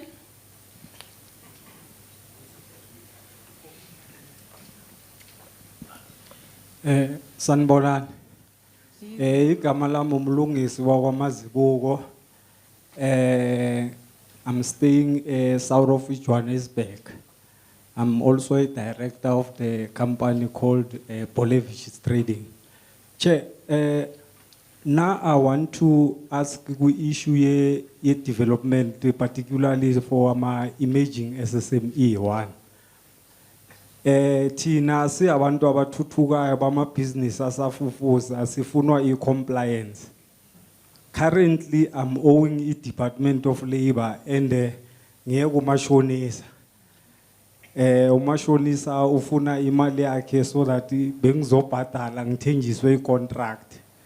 That contract, when I go to Department of Labor last week, because I had a time frame, only to find that the Department of Labor, they say they closed there. With the contract in me, the letter of intent. So part of these challenges which we are facing as emerging contractors, uhulumeni nalama red tape wakhe lana sine challenge serious. That's one. AS2, kuna this issue lena yama subcontracting. Remember when the project arrived on our township, we were given ama subcontractors. We were demanded that we must do a joint venture. See ama local. At the same time, the high rate of cost for our laborers, we must pay them. But the main contractors, Lana, no one is guaranteeing or looking at us to say, but you given this guy a contract on this nature, but you are not able to assist him in terms of labor cost. So those are the very serious challenges. So in my case, I'm going to request to go to sicela nisnike ama opportunities. Currently, I've got a letter here. Nkolota abantu. So please, sicela nisnike imsebenzi because ama companies wethu aya comply. Reakopa tswetswe deputy minister. Rekopa the opportunity rele batho ba qualificationing. I thank you. Thank you so much. Number 8, then lastly, number 9. There are questions that have been posted online. When I allow the panel to respond, if they can also touch on the online questions. I just wanted to raise a number of issues. I mean, in line with the issue of not throwing... Please raise your voice for the online team. In line with not throwing the baby with the bathwater. The one thing, there's a report that was done some years ago in terms, I think it was Ria Pierre's commission. It was looking at the DFIs that we have in the country and the duplication. And I think that, that report is quite critical, especially looking at the transformation fund. I do support it, but we also need to look at the impact or the problems that are there with the current DFIs, especially the duplication and the impact.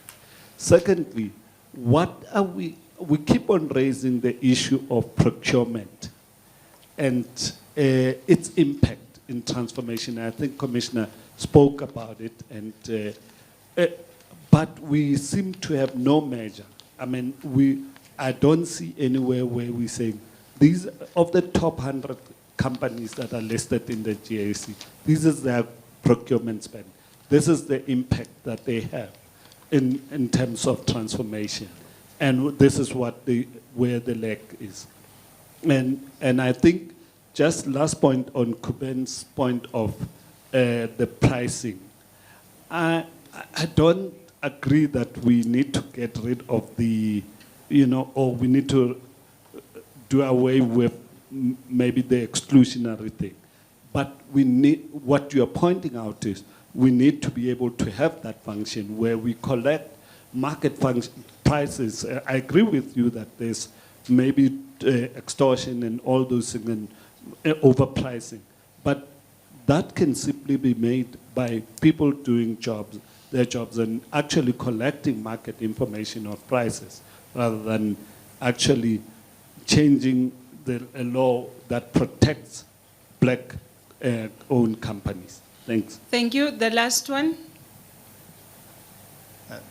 Thank you. Lungile Nzalaza is my name. And thanks to our presenters for their insightful presentations. So my discussion point relates to the low investment to GDP ratio. South Africa has a well-developed financial system and a stock exchange which allows access to global capital. Currently, we are sitting at about 55% of companies that are in the JSE that have a dual listing, which also means a huge dividend flow outside of the country, especially when things are going very well. My question is, what do you think are the effects of that if it is left unmonitored, the effects to investment to GDP ratio? Thank you. Thank you so much. I'm going to start with Commissioner Matona. I'm going to give you 3 minutes responding to the questions and also doing your closing remarks. I know, Commissioner, 3 minutes for you is tough. I need to start with the next panel. Over to you, Commissioner. Okay, where do I start? Start at the top.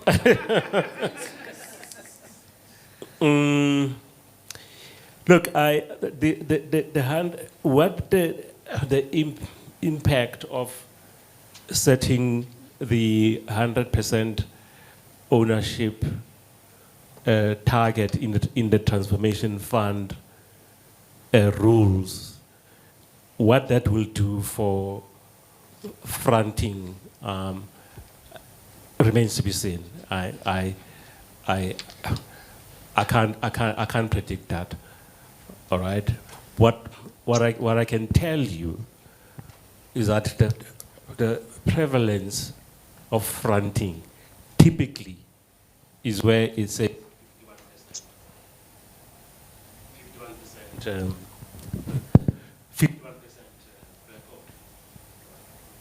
because the white partners in a transaction like that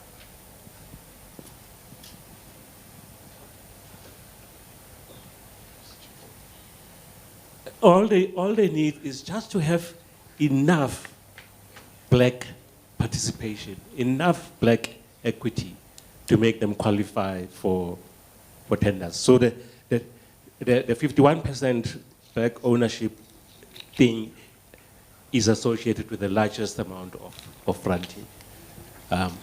Because if a company is 100% owned, you can't front, all right? You can't front 100% black owned. If you see what I'm trying to say. But we can engage further because maybe there's something that you are raising. I don't think we are on the interrelations between elements. I don't think we have done enough analysis. So we treat these elements as silos. Because I do believe entrepreneurship is a skill. All right, it's a high skill, sophisticated skill enterprise, as it were. All right, so people have to be trained, but we don't rely on the skills element and the skills tool to support that. So you make a very important point. Or for example, even look at board participation. To be a board member, you must be qualified. You don't just take somebody and put them in a board of a large, complex business. All right, you have to do corporate governance and that type of thing. So I think there are opportunities, to optimize the framework as it is, and I do like that. Somebody asked about why are we spending so much in skills for little return, because that's the problem statement. I mean, if you look at those massive resources, part of it is fake skills. Of course, we know of the problem of our SETA, the country's skills system. That's another big horror that we must deal with. Absolutely, we've seen it's attracted all the wrong things about a system that had very good objectives around it, and so we must do a review, fundamental restructure of our skills as a system, and ensure that the skills element actually delivers real, proper, quality skills. We are told there's fronting, so companies sometimes front one trainee.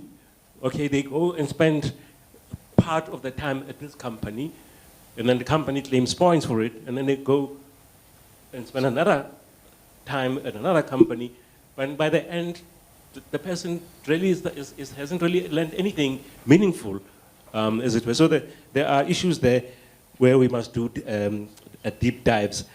Look, there are many questions. Let me address the one about inequality. And there is no one-to-one correspondence between BEE and reducing inequality. Inequality, the nature and structure of inequality is going to take more than BEE. BEE has got its role. It can't answer for all of the inequality challenges. There are other policy instruments. The social wage, we know how it's helping in dealing with inequality. I actually saw something very interesting. I don't know if you saw where it said that in 12 years ago, people who were earning 75,000 per annum. White people who were earning 75,000 per month, 75,000 per month were 41%. And 12 years later, that statistic was flipped. And the point being that BEE is helping to change the income landscape in South Africa. But again, it's only a small area. We need, part of the research agenda, Prof, must be to actually take this issue around BEE and inequality and its contribution. I think any suggestion that it has not contributed to reducing inequality or even exacerbated it is I don't think it can test scrutiny as it were. Of course, there might be within the black community, definitely. The black middle class, the growth of the black middle class means that within black people, all right, unless you bring everybody else, you're likely to have, within blacks, growing inequality. But overall, macro inequality in the country, BEE has made a contribution, but there's a lot more that needs to be done in that regard. Thank you, Commissioner. I might be. I think the township economy, BEE and the township economy is another subject matter that needs to be addressed. The extent to which the regulatory regime, regulatory standards, all right, are a barrier or a hurdle, and it goes back to the whole informality debate, how we deal with informality and make sure informality becomes part of growing this economy. I do think that that again is another subject that needs analysis and research, which we really don't have. Yeah. Thanks, Commissioner. Luckily, we do have the DFIs panel, the last one for the day. So I think they will touch on that, including access to market. Prof. Vilakazi. Sure. I'll be very brief, Chair. I mean, I'll touch on only some of the questions. And I think, Dr. Nkosi, you raised an important point, really, is that, right, so barriers to entry matter. How do we deal with them? And I'm going to give you a terribly boring answer, which is that what the case studies and kind of sector studies and that we've done show is that disaggregate. We've got to unpack the data. What we're seeing is that there's very nuanced stuff happening by sector, but also at the level of, for instance, the type of barriers to expansion and kind of continued participation and growth of a medium-sized firm are quite different from a small-sized firm, right? Even as in a lot of our policy frameworks, we might group them together. This question of working out, and this is again disaggregation, working out where the catalytic entry points by way of routes to market, I think is also quite important. For instance, and I'll use retail again, our supermarkets and retail kind of layer, right, which is concentrated but relatively dynamic, is where South Africans shop. But it's also where all of those manufactured goods, including by black-owned firms, ultimately, by and large, land. Or let me not say all, but if it's food products, it's got to end up in a supermarket, right? But we've not done a deal. And this is maybe a political economy question. where are the kind of sector-specific interventions, and we've argued for this by way of a supermarket code of conduct many years ago, but it didn't land, was to say, is it possible to arrange and do a kind of mutually beneficial deal around that sector? Because we know, and the evidence shows, is that if you can get them on the shelf, you will have an entire value chain, right, starting to build and flow through, right? Otherwise, it ain't a start. So it depends by sector, certainly. And of course, we've written quite a bit also around the DFI space, right? And ultimately, the long story short there is the terms on which we fund are not helpful, right? And we've argued extensively and even tried to design around this, because I think the evidence helps us design better, around patient capital, the time it takes to actually build an effective competing firm, particularly in the kind of economic context we have, is far greater, although not impossibly great or large, compared to the terms on which we prepare to fund these firms, right? Which is why the black industrialist story was quite interesting. And then, of course, the lessons from the competition policy space. What that area does, and this would be my last point, really, Chair, is that it allows us, particularly through the market inquiry tools, right, and even through the cases, abuse of dominance, etc., to understand sectors in ways that I don't think we have other tools to do in other areas, right, where you understand actually how do these firms work, where are the rents, where the margins lie, and a lot of knowledge about where the barriers lie, the ways in which firms protect their incumbency, but also keep others out, lie in that body of work. And so I think any conversation around BEE and inclusion going forward must involve that body of work and evidence as well. Otherwise, we will design without actually matching with the realities of how our markets are actually working. Thank you. Thank you so much. Kuben? Thank you, Chair. Just a couple of points. I don't have the time to go through all the questions. Just the first point on the survey that asks people, business people, what the obstacles to investment are, is always in some ways going to give you the wrong answer, right? Because those people have already invested. It's like if there's a town of 1,000 people, and 10 people a day go to the beach, and I want to know, why do people go to the beach? So I go to the beach and I ask those 10 people, what are the obstacles of going to the beach? I'm going to get a wrong answer, right? Look at the stats, look at the facts, compare us to almost any emerging market in the world. Why do we attract so little investment, and in particular so little FTI? Right? I mean, the numbers are there. Nobody's going to the beach, right? Going to ask the people who are at the beach what the obstacles are, you're going to get the wrong answer. The second point I want to make is a more general point. I used to be the CEO of the Prudential Authority, which regulates the banks. So I want to make a general point about regulation. As regulators, you have objectives. You want people to do A, B, and C. So you set rules. The more complex you make the rules, the more they're going to game the system. That doesn't mean that your objectives are not valid or that your objectives are not correct. But the more complex you make the rules, the bigger the army you need to supervise them, the stronger the capacity you need to supervise them, and the more they're going to game the system. It's a lesson in life.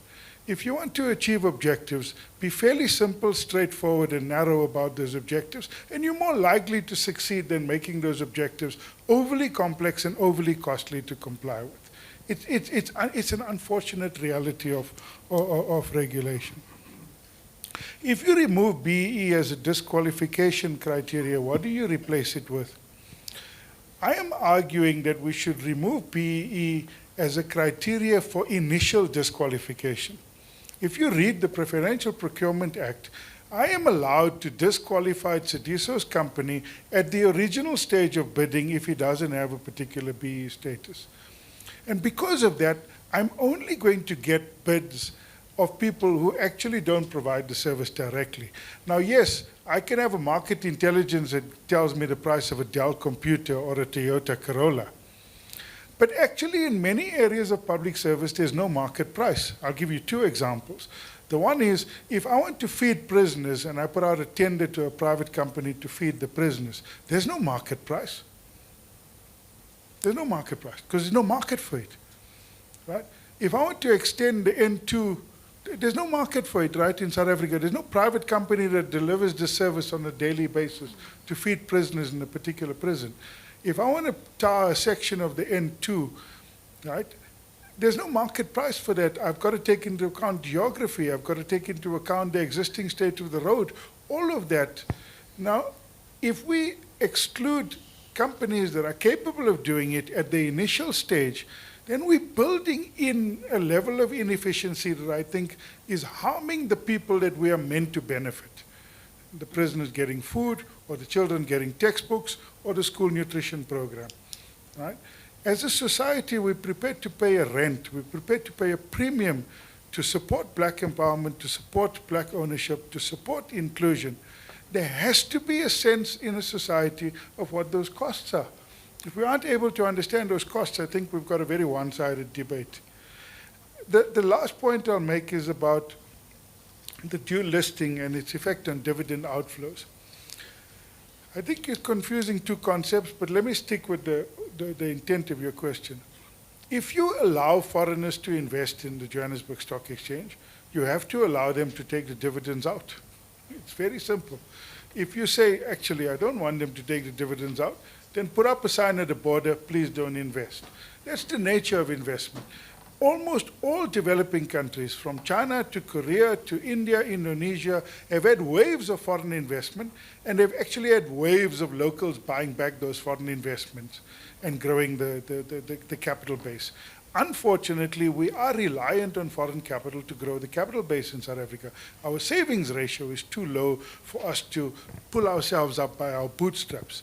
Right? So you get into this situation where, because your savings ratio is too low, either you force down consumption, or you force down public spending, which has got its own political implications, or you're reliant on foreign capital inflows. And if you're reliant on foreign capital inflows, there's certain rules that you've got to play with. You may not like those rules, but then you aren't able to do that on your own. Thanks, Chair. Thank you so much. A round of applause for our first panel. Thank you so much, gentlemen. I think we will still be interacting with you in between lunch. Now we are moving to our next panel. We have the panel that will be looking at contesting ownership, transformation, elite capture, and reform. This panel interrogates the degree of which B-BBEE has achieved broad-based redistribution of productive ownership.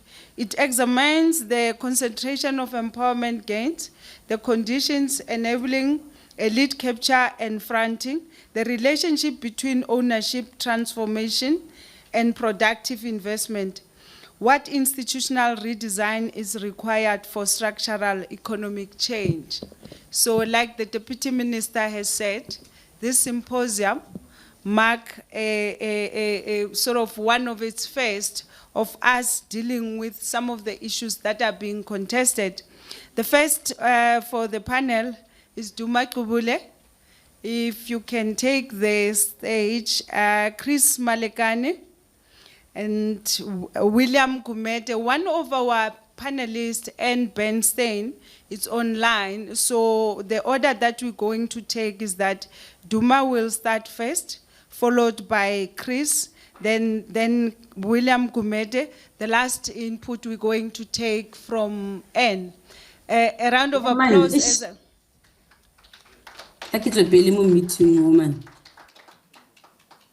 Okay, a round of applause for our panel. I'm going to give you each 10 minutes. I've given the previous panel enough time, so it means we've got about 40 minutes to do everything, and then the next 20 minutes we take questions. Over to you. So they got 15 minutes each. Thank you. Can you put the presentation up? I just want to go straight into it, yeah. Yeah. Hi. So, how do I operate this thing? So,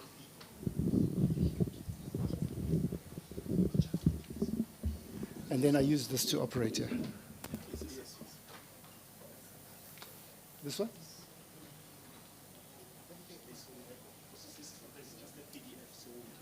You keep doing it for me.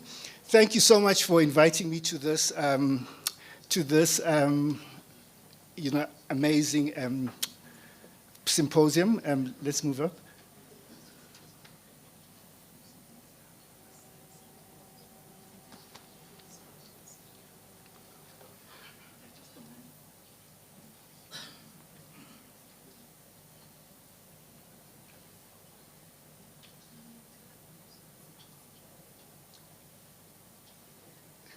You know, on the dividend outflows, most of the companies on the stock exchange have got nothing to do with South Africa.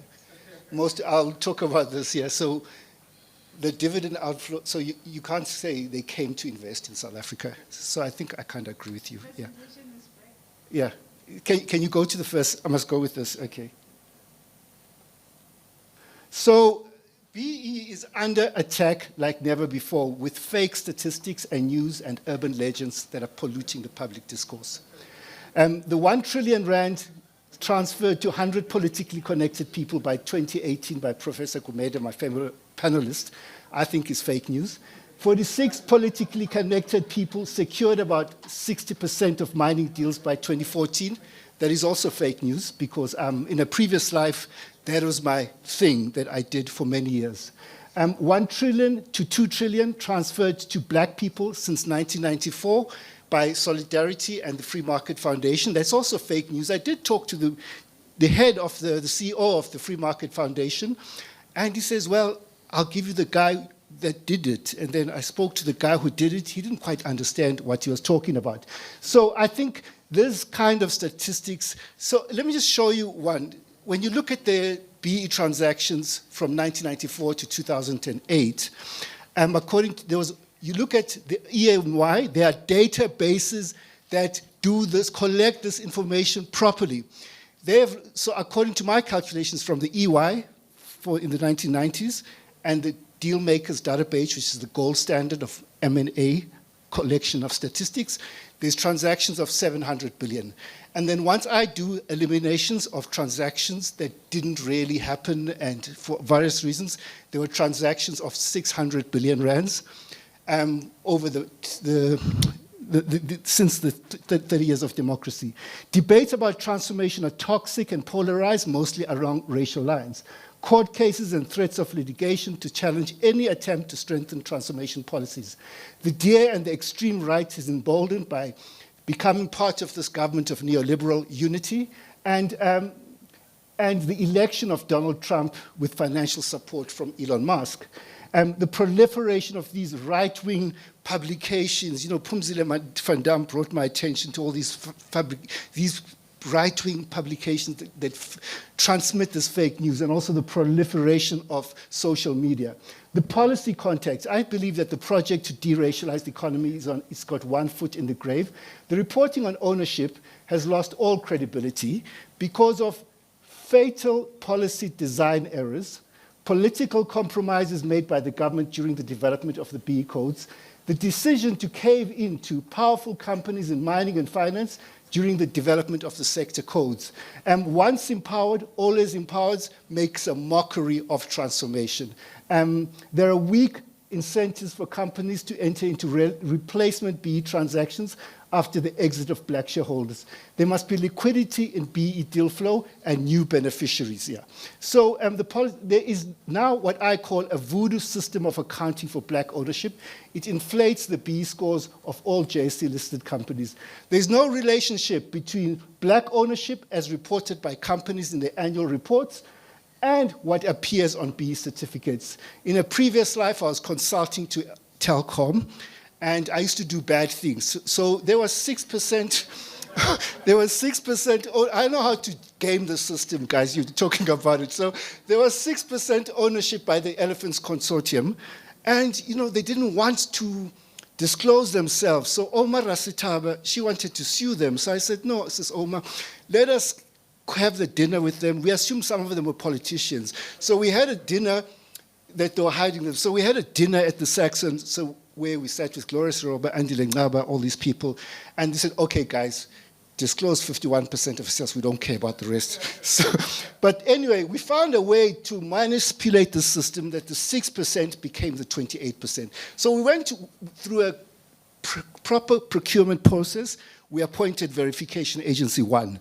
And then Verification Agency 1, their methodology didn't agree with us getting this 28%. So we went to Verification Agency 2, and we said, Wena, you'll just do ownership, and then you'll take their score and give it to the guys we appointed. So we knew who's going to give us the score that we want. But anyway, Pick n Pay has never conducted a BE transaction. Yet the 2025 B certificate said it had black ownership of 22.1%. Nedbank annual report 2024, go to their annual report, 0.6% black ownership. Yet its B certificate says 36.59%. How can that be right? So the companies are gaming the system. There are very sophisticated ways of gaming the system. So I was just, sorry, this is not the one I want to talk about. So in 2022, the B Commission said JSE companies had 39% black ownership. So I think Professor, he said, let's do rigorous stress test around this thing. So if one applies this statistic to the JSE's market capitalization of 20.5 trillion at the end of December 2021, this means that black people own shares of 8 trillion. That can't be true. We shouldn't even debate that, you know? And we have a serious problem if the rules allow us to arrive at such bizarre conclusions. The B Commission does not provide information for each company, which would allow us to interrogate the data and weight it. So the Commission, I think, must tell us that they're not measuring actual ownership. As Tshediso said, they're measuring scorecard points, which is not the same thing as actual ownership. So I just looked at the B statistics that he showed in the previous slide. There's a big divergence between these statistics, you know. So the statistics from the Commission shows 610 billion rands of transactions. The deal makers database shows 216.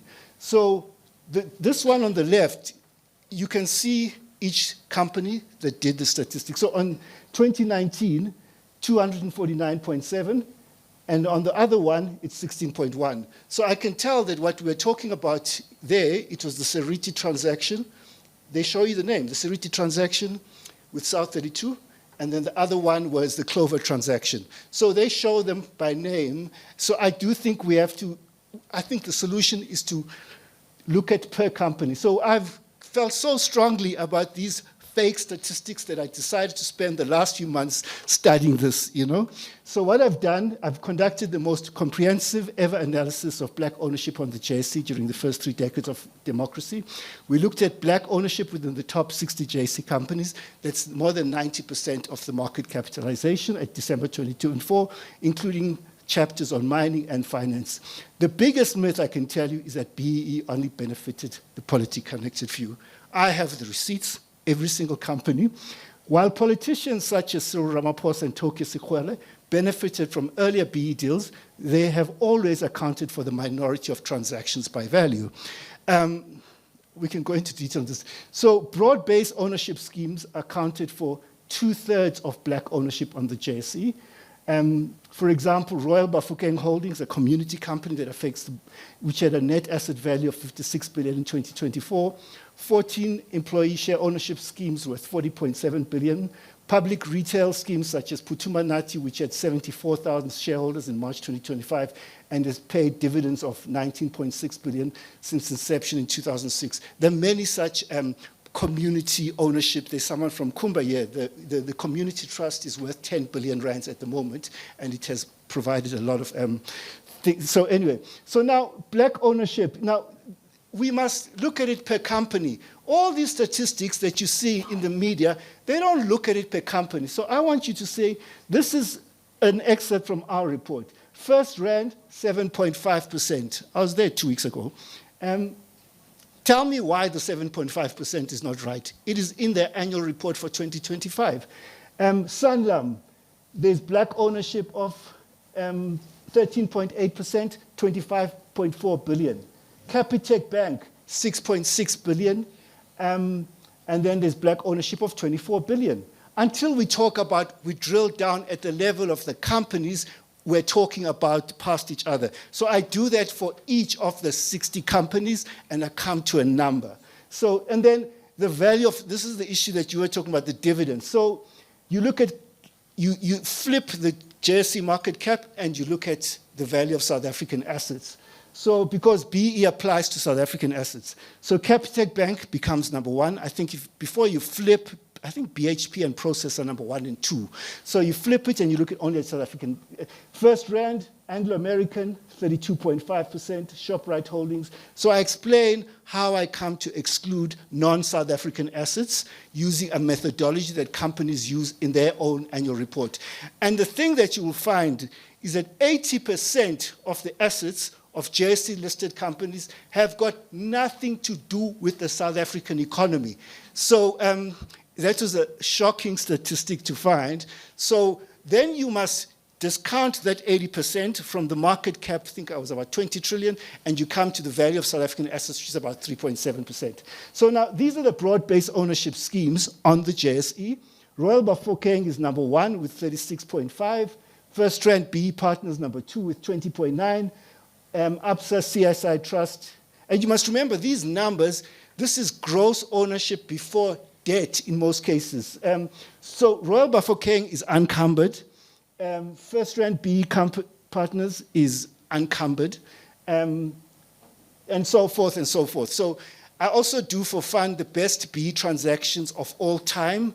And I come to certain conclusions around that. So that's basically what I'm saying is that if we are serious about this thing of black economic empowerment and ownership, we have to measure what is actually existing, what the company says in its annual report, not this manga of B certificates, because I worked with these B certificates and the ownership, and I know how to manipulate the numbers, yeah.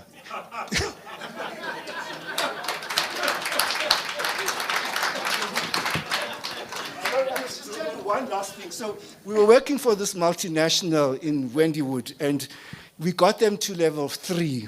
And then in the canteen, there's no black people. And then the black people come to us in the canteen and say, how did you guys get them to level 3? You were cheating. Yeah. I think, Commissioner, you must apply your power. You must apply your power. There, he just confessed. Okay, our next speaker is Chris Malekane.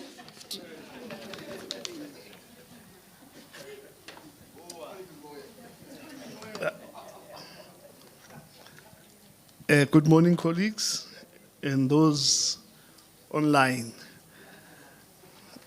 My approach is a bit different because I'm of the view that we need to take a step back. What are we trying to achieve here with black economic empowerment? So my view is that we need to locate BEE or triple BEE, whatever, but I'm going to just use BEE so that I don't get tongue twisted. Within a broader transformation strategy, it must be one of the instruments or one of the strategies within a broader transformation strategy. So I liked what the commissioner said when he said BEE, to resolve the problems of inequality in South Africa, we can't load everything on BEE. BEE cannot resolve these problems. So we agree. But the broader transformation strategy within which BEE is located is what is flawed. And we are not talking about that. That is where the problem is, because that's where the economy is. It pains me to see more than 95% of the population like crying and coming with strategies and numbers on how to get into structures that are controlled by 5% of the population. I think we need to take a step back and resolve this problem. So I'm going to start with some historical perspectives on national liberation and BEE and the economic basis of BEE and the effects of BEE on the economy, because I was asked to provide some literature review on what has been found to be the effects of BEE on the economy. And BEE and effects on FDI. And a note on some empirical analysis of the effects of BEE. How can we measure the effects of BEE going forward? What methodologies should we adopt? And what I consider to be key features of a progressive policy for a transformed private sector. That transformation strategy that I was talking about. So, one of the problems that we have is that we tend to forget where we come from as black people in this country.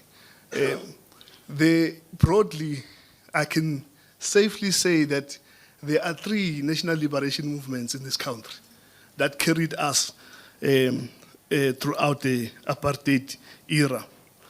The first one is, of course, the African National Congress. The African National Congress, the second one is the Pan-Africanist Congress. And the other one was the Black Consciousness Movement. All these movements, they committed themselves to a socialist South Africa. All of them, right? Sobukwe in 1959 was the first one actually to explicitly state that they stand for an Africanist socialist democracy. That was the perspective of the PAC. The ANC was also very clear. In 1969, it said, talking about the existence of the working class in South Africa, it said the doubly oppressed and doubly exploited working class constitutes a distinct and reinforcing layer of our liberation and socialism. That is the ANC. Steve Biko, in 1977, before he was assassinated, said, "We believe it is a duty of the vanguard political movement which brings change to educate people's outlook in the same way that blacks have never lived in a socialist economic system. They've got to learn to live in one." So what happened? Why did we abandon this socialist perspective? When you look at the ANC, it also said the economic needs of the oppressed people cannot be effectively tackled unless the basic wealth and the basic resources are at the disposal of the people as a whole and are not manipulated by sections or individuals, be they white or black. So we cannot resolve, according to the ANC, the problems that are confronting black people in South Africa unless the basic wealth is transferred to the ownership of the people as a whole and are not manipulated by what? Sections of individuals, be they white or black. Black. It was clear, right? Then Steve Biko believed in the same thing. He said it's inconceivable that you'll have a free South Africa without some elements of socialism. And then he called for a need to combine both systems, the capitalist system and the socialist system. They need to be combined in a judicious manner, and he says, but in that combination, private enterprise will be highly diminished. Rick Turner, who lived alongside Steve Biko, they were both intellectuals, contemporaries, said that it is highly likely that a future South Africa will be socialist. A black government will be a socialist government. That's what Rick Turner said. So today, we believe that we can resolve the problems of the country outside of that framework, historical framework. And I don't believe that. I believe that what these leaders of the National Liberation Movement, these movements, have said is correct. It's not the failure of BEE that we're confronting. It's a failure of the framework, transformation framework, broader transformation framework within which BEE is located. That's where the problem is. So the BEE policy did not emerge from within the National Liberation Movement. It was hatched from outside in the late 1980s, precisely to weaken the hegemony of the socialist perspective amongst black people. And I'll talk about this in detail. Now, what is the economic basis? There are interests involved. There's white capital. I know the former president, Thabo Mbeki, said, hey, there's no such a thing. There is such a thing. Just as much as you can talk about British capital, Japanese capital, you can talk about white capital. So, what are the interests of white capital? Sustenance of colonial property relations, white supremacy, maintenance of access to state contracts, continuance of policy capture, access to the African continent. But white capital was threatened not just by the socialist perspective from the working class in particular, but also by black capital. Because the perception was that black capital was going to use black nationalism as an ideological framework to seize state power and therefore to transform the economy in its own interest. So what we have here, just to cut this part short, is that the force behind BEE is not black capital, it is white capital. It's white capital that empowers. It's white capital that chooses who to empower, who to partner with, who to choose to sit on the boards, etc., etc. So when we talk about the concentration of black economic empowerment deals in the 90s, yes, in the 2000s, around politically connected elites, it's true. We know this, right? There's a paper by Achemoglu and others written in 2007. There's a figure there in the appendix, figure 0. So there's a network of BEE deals, BEE connections in that paper. All of them are pointing at ANC-aligned politicians. So there's no doubt, there's empirical evidence that BEE has been concentrated around ANC-aligned political, Now, the theoretical channels through which BEE is supposed to affect the economy. Number one, we are told that BEE is supposed to secure property rights and to ensure that the stability of business operations. That's the second thing. For white capital, because we are talking about historically established interests, trying to defend their interests, policy stability and certainty.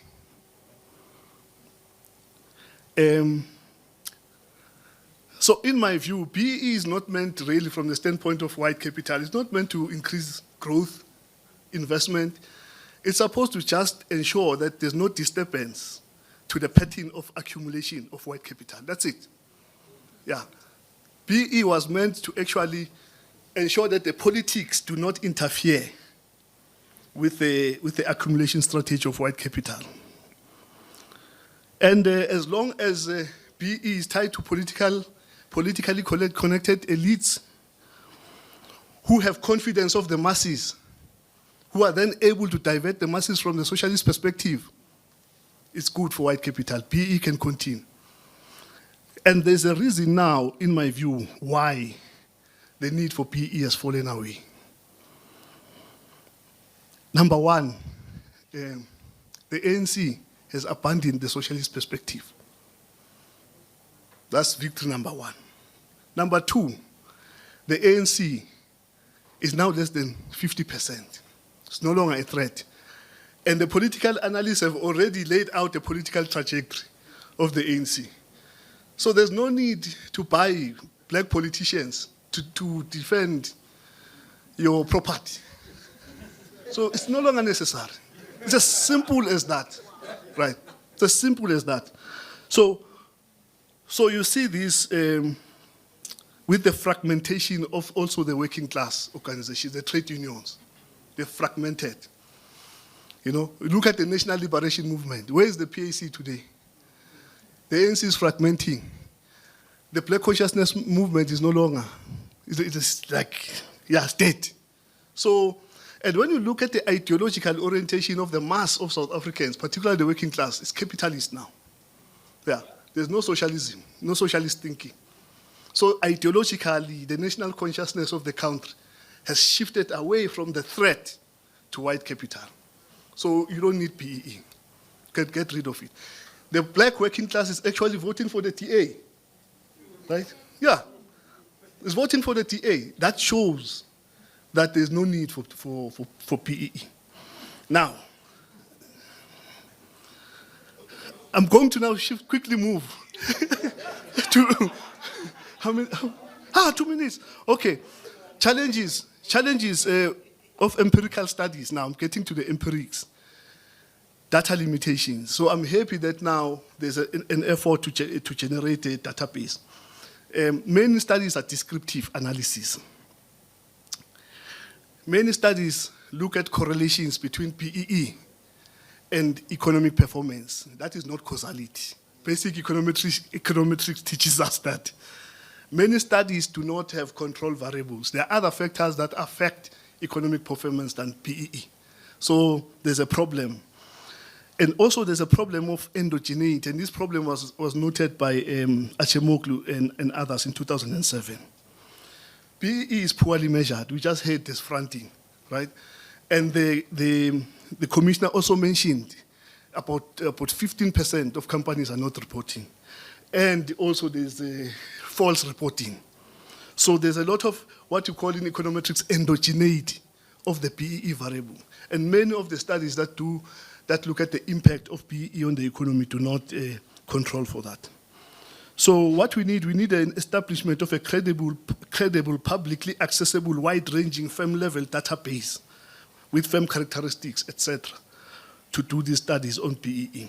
Now, Achemoglu, 2007, did not find any impact of BEE on firms listed in the Johannesburg Stock Exchange, be it on investment, profitability, and labor productivity.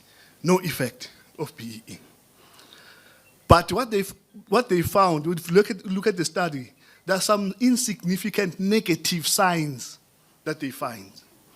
So it negatively affect, but not significant, right? So that's their study. But it's 2007, so the data was short. There's a recent study now using their rigorous methodology. It just got published in the Journal of Comparative Economics. You can check it out, the Journal of Comparative Economics. It came out in 2025, April, and it's by Busse, B-U-S-S-E, and others. So they apply a rigorous methodology. They also do not find significant impacts of BEE on turnover. They don't find the effects of BEE on profits of companies. They don't find the effect of BEE on labor productivity.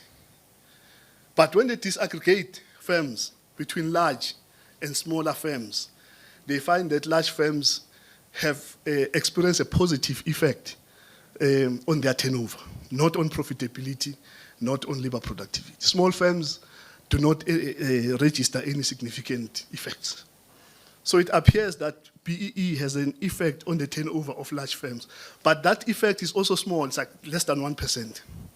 So a 1 point increase in BEE score leads to less than 1% effect on the turnover of these firms. Other studies look at the effect of BEE on financial performance. All these studies, although they've got those problems I mentioned, not controlling for endogeneity, dubious control variables, all of them find negative effects of BEE on financial performance of JSE-listed companies. So I'm going to pass. Foreign direct investment, there's no study on the effect of BEE on foreign direct investment. And my view really, let me just, on the methodology, I think we need to control for endogeneity. We need to outline clearly, theoretically, the channels through which BEE is affecting economic activity. Economic theory needs to guide econometric specifications. We need to test for the channels and not just mention them speculatively. We need to test for interaction terms. These are now technical stuff. But lastly, I'm not surprised that BEE does not have these effects, because it was not meant to have those effects. It was meant to just maintain the path of white capitalist accumulation. So the Kuben, why is the investment GDP ratio declining? It's not BEE. Black capitalists do not control investment in South Africa. It's white capitalists. They must answer the question. And they can't turn around and say it's BEE. They are the ones that designed it, right? But my view is that we need to go back, redraw our steps, and then look at BEE in a more radical economic transformation framework. Thank you. Thank you so much, Prof. as we are reviewing BE, let me allow Prof. Gumede.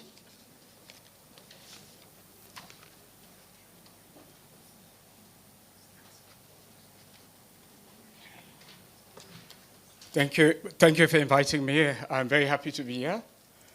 I will only repeat one fake statistic. Okay, and then I want to give a way forward because that's sort of the space in which I operate.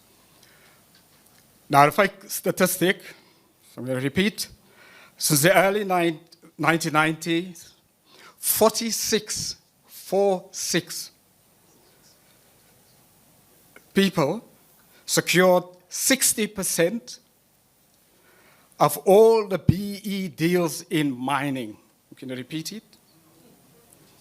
Since the early 1990s, 46 largely politically connected people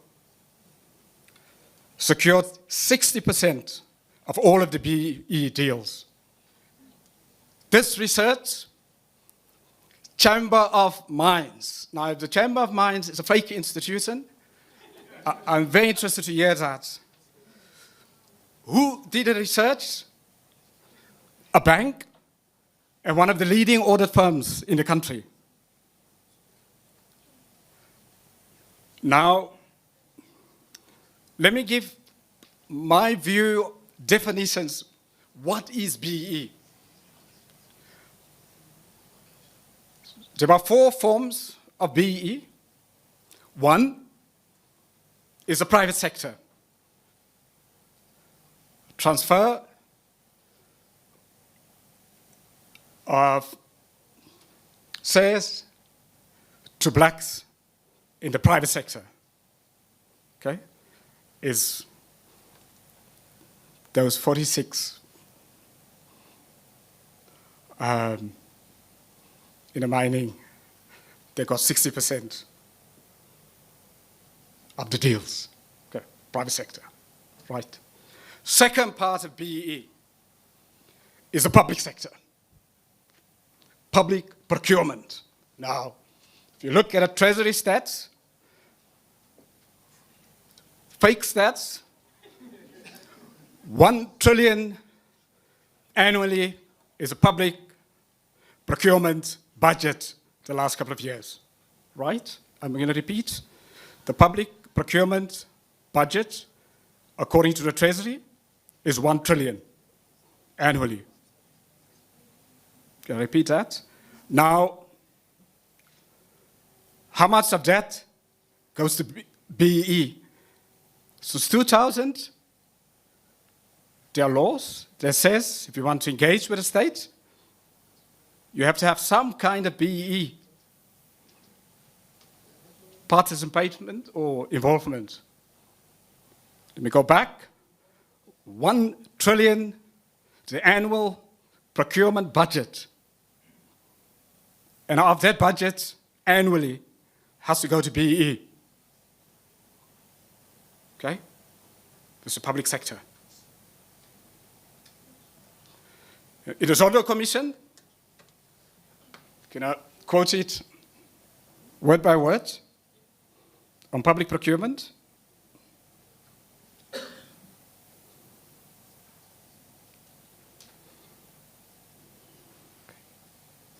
Testifying at the Thando Commission, the National Treasury's then acting Chief Procurement Officer, Vili Matabula.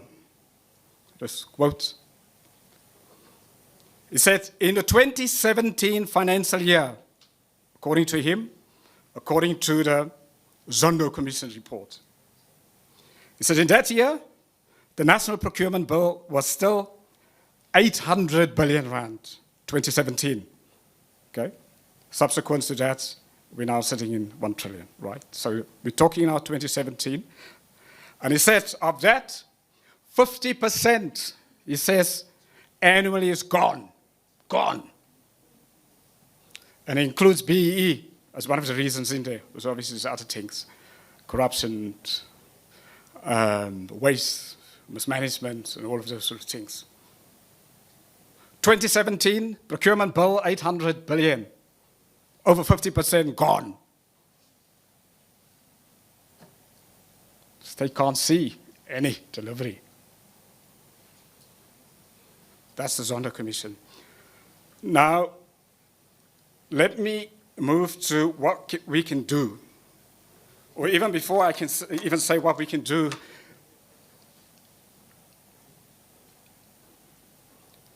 we obviously need transformation.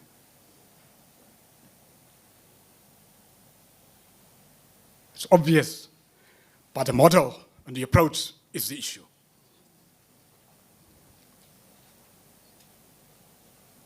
Right? But there's another issue now, and I think it was just raised.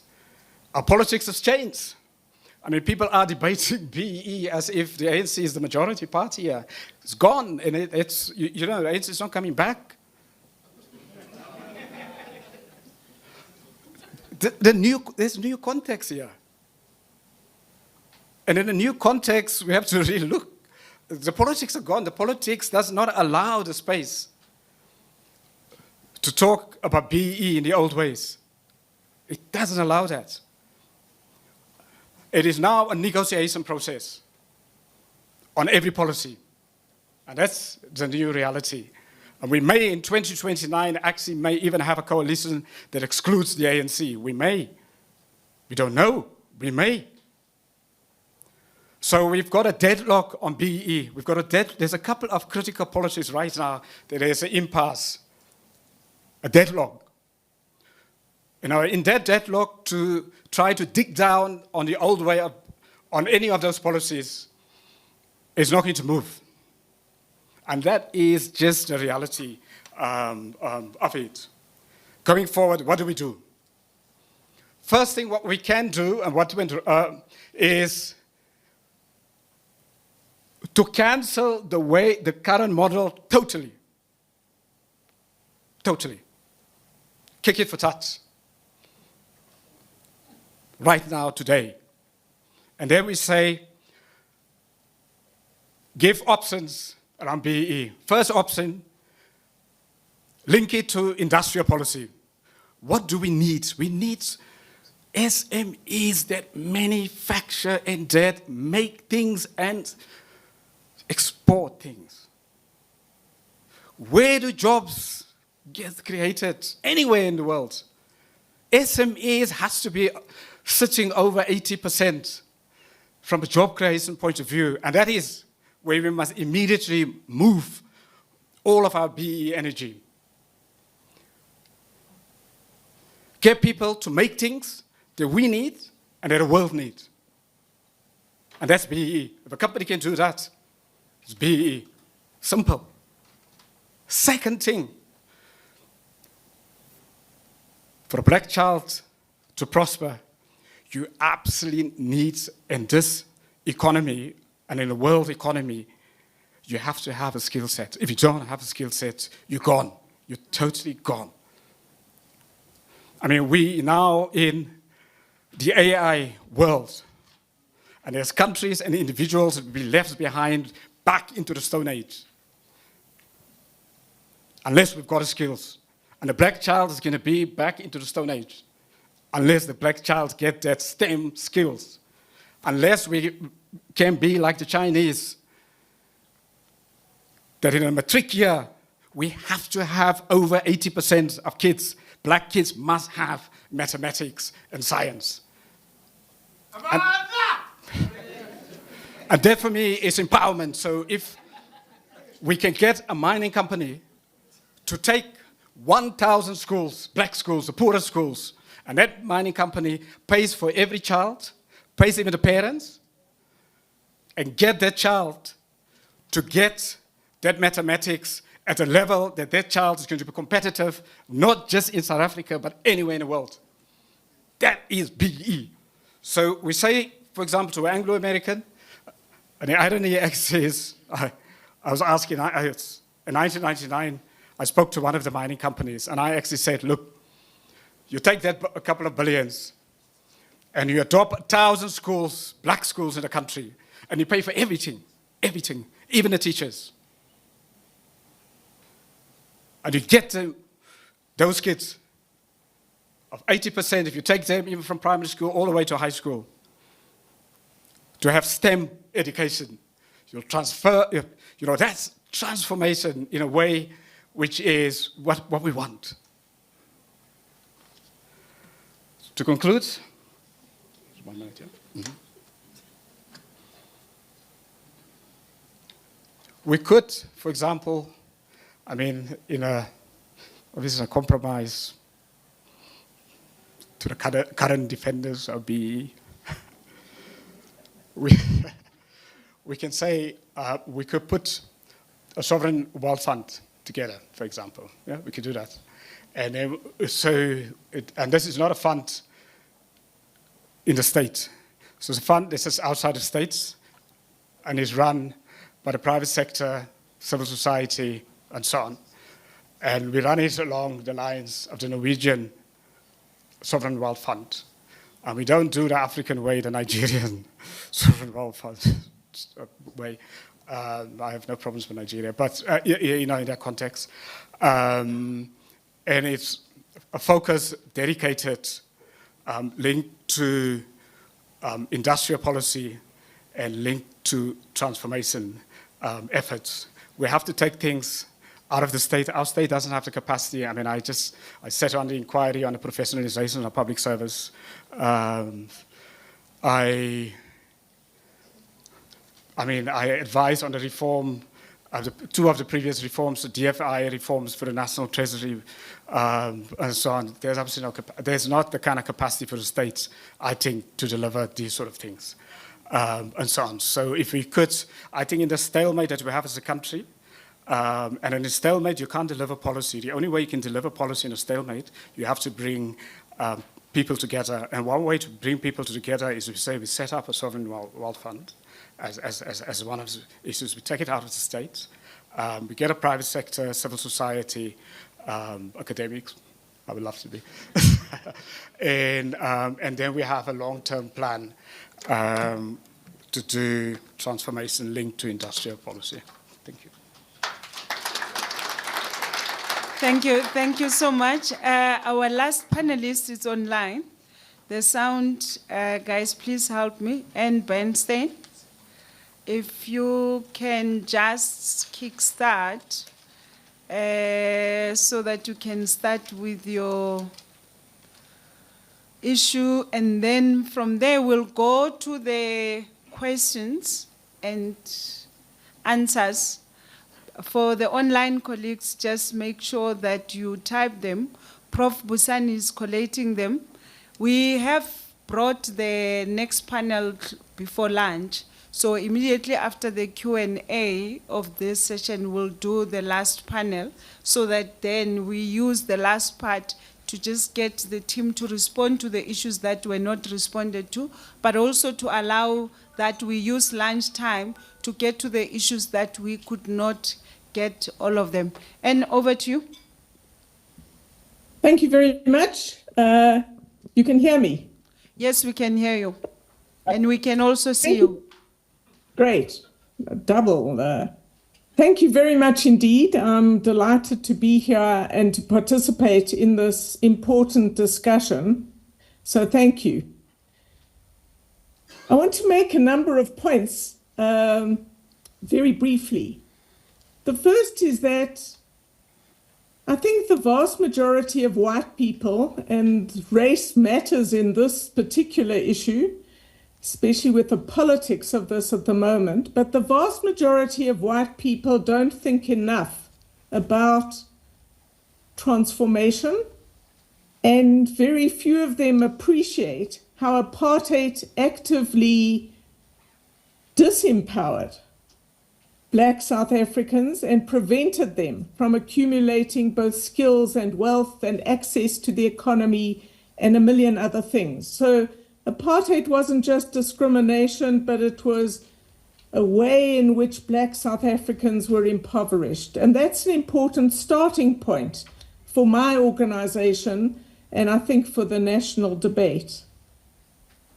I welcome the views by the Deputy Minister this morning in opening this discussion, and I fully agree with him that we need a bold approach to the review that the President has committed himself to. It has to be frank, and it has to be as open as possible to thinking about what has been achieved in the 31 years since democracy and the introduction, whenever it was, of the BEE policy and where we are today. I disagree with the Deputy Minister in the Presidency on one issue, which is he seemed to equate transformation, which is absolutely essential, with capital letters, the current B-BBEE framework. I think that's the wrong way to start the review. The question facing the country is, how do we transform? And that's what our work is grappling with as much as we can. This is, after all, the country's national challenge. How do we build a society where everybody has access to opportunities and prospects that many have never had before, as quickly and as effectively as possible? The next point I want to make is that the current discussion about transformation, lowercase b, uppercase, whatever you want to call it, this is not a rigorous enough discussion, both in the public arena and elsewhere. So people use the terms BEE to refer to whatever they wanted to refer to. They use transformation very loosely, and it's often not clear exactly what people are referring to when they talk about BEE. We don't have enough data. The efforts of my friend Mr. Matona notwithstanding, I think we know too little about the key components of the legislation and what impact it's had: preferential procurement, employment equity, and the codes and the charters. I think we know too little about that. And there are far too many political slogans flying around, and now we have international players also contributing to a slogan and driven discussion, which is not helpful for the country. What are we trying to achieve exactly? You might want to argue, in a country where I disagree with the President, poverty the last 15 years has got worse, not better, where, depending where you draw the line, anywhere from 40% of the population to over 65% of the population. So are we trying to move people out of poverty? Is that our main aim? Are we trying to create billionaires or millionaires, as Kuben positively indicated has been achieved, and I agree with him. I think it's a positive thing. Or are we trying to achieve a middle class, an independent middle class, separate from the state, that will help drive the economy and preserve democratic rights? I think it's all of them, but people don't clarify what they mean. So at CDE, we are, in a sense, framing our thinking around two questions. What has worked over the past 32 years? What have we done well? There are some things. It's not all bad. What has failed? And I think one needs an objective and independent view, as data-driven as possible, on that. Now, this is not a simple conversation. We're, after all, talking about fixing, restructuring an entire society. Let me give you some examples of the complexity of the conversation and the questions that need to be asked. The first is causation. So the President in his SONA told us all sorts of things that were going well, including income in the Black community that's improving, and he attributed this to BEE. Well, there are other factors in this. Other people say everything going wrong in South Africa is because of black economic empowerment. And that's clearly ridiculous, in my view, and be rejected. Yeah. Sorry. Hello? Ah. You have 2 minutes. And no, I thought I had 10 minutes. 7 minutes. Okay. So causation is one issue. A second issue is how to promote effective small black businesses, small and medium-sized black businesses. And is the state the right party to drive this? They haven't been successful up to now, so some big questions. A third big question concerns, are we the generals who know how to fight the last war? Everybody wants to demand all sorts of things from big companies. I'm not sure that's the best focus of our attention. I'm interested in the taxes we and big companies pay, and if we want skills development, for example, we need to fix the basic education system. So let me turn to sort of end. I think you have to ask a question about, is our current focus on the key instruments of capital letters black economic empowerment diverting attention from other very important issues, improving education, where we're appalling, improving our skills system, a more labor-intensive economy, the shape of our urban economy to allow poorer people access, and so on. So are we focusing on the right issues? And then lastly, I am a big advocate that growth, I'll use this in different ways from Kuben, Naidoo, but growth will be a very powerful lever, probably the quickest and most powerful lever to get the most number of people, millions and millions of people, onto a different trajectory. It's not growth alone, because transformation has to be part of that, but growth will be very important, and the demographics of the country mean that growth will be driven more and more by black South Africans, especially if we improve skills and education and a number of other things. So just to end then, CDE is very much a part of this debate. We are spending resources in thinking seriously about it and in the options that might be on the table, amendments, options, as we think this is vital. So we look ahead to the next 10 to 15 years and the coalition politics that will probably characterize the country. Thank you. Thank you so much, and let's give a round of applause. What a robust panel. Yeah. Okay, now let's see the hands for questions. I'm going to start on the left because of the Deputy Minister, so I'm not ignoring you, Commissioner. So I've got number 1, number 2, number 3, number 4, number 5, Commissioner, then number 6. So can we get the mic to...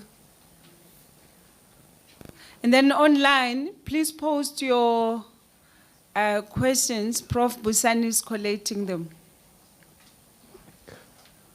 Good afternoon. My name is Andre Young. I represent an organization called Business Transformation Design. And my question is simple. When do we stop being distracted by the illusion of the past? Because the past hasn't brought us to the future we want now. And that's measured by simple indicators. Youth unemployment, the ownership of the land. Capital clearly is not in our control. Hell, the commissioner said it. We don't even have management control. We haven't transformed. So my question is, and William, I'm really looking to get your mind on this, but please, Duma, come along. the dynamic complexity that we face leaves it so unpredictable that we need a sense-making mechanism that allows us through data to navigate this unpredictable, complex journey, yet make the decisions that bring us to the place we want to be. Because I think we all agree on that. What dynamic complexity sense-making is missing? Because I get a sense that it's not just about state capacity, it's not just about private sector willingness. What's required in this dynamic complexity sense-making? Thank you. Thank you. Number 2. Thank you very much. My name is Sandile Zungu. Among many hats I'm wearing, I'm chairman of Seriti Resources. In South Africa, where you have less than 10% of the population being classified as white, and that population controlling more than 80% of the economy, is it really just to even debate? My apologies. Is it even just to initiate a debate about the need to sustain transformation? For me, transformation, more than anything else, is to deal with the colonial and apartheid patterns of ownership and management of the economy. All of these skills development, enterprise development are very essential, very critical. I don't want to undermine them, but I suspect they are secondary. We have to deal with the biggest elephant in the room, which Malekane spoke about because it's historical. Now, coming back to the hat I'm wearing, you know, Kuben, before he left, he spoke eloquently about the transformation that has happened in the coal sector. We're very proud of that. We have to be very proud. Because therein is a sector, probably the value chain, which is controlled by black people and the government. Because if you look at the value add on coal, converting that to power, it lands in Eskom. So if you look at that value chain, it's a very important development that has happened. It's not been about just coal ownership changing hands. What you have seen, the likes of Exxaro, the likes of Seriti, doing what their predecessors never did in those mining towns, rehabilitating those big holes in a manner that is exemplary, and driving the capital allocation, which has been diverted to this part of the economy, driving economic growth like it never happened before, in a very orderly fashion. What you have seen are these two entities driving the pride of South Africa's move towards just transition. The amount of good work that the likes of Seriti, I can talk about my company, are doing in Mpumalanga. Wind turbines, solar panels, real deployment of billions, tens of billions of capital, new capital, employment creation, and us even becoming the catalyst for a turnaround in an enterprise such as Transnet, and ensuring that its capacity to export bulk commodities is enhanced. Those are success stories for me. And that's what we should be talking about as a case study.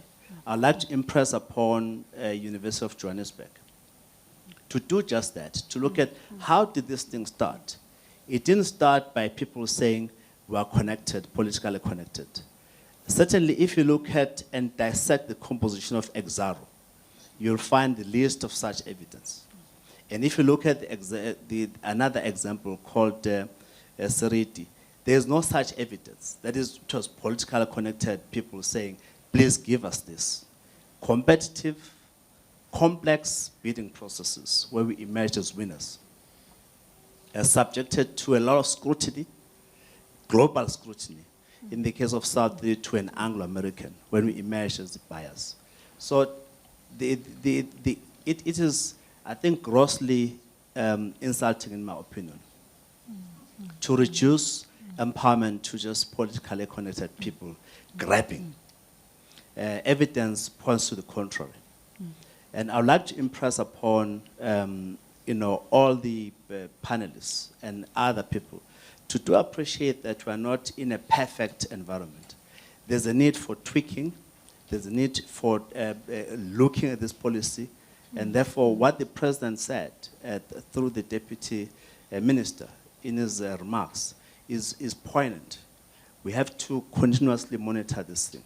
But to throw the baby in the bathwater and say empowerment is not working is very disingenuous. Thank you.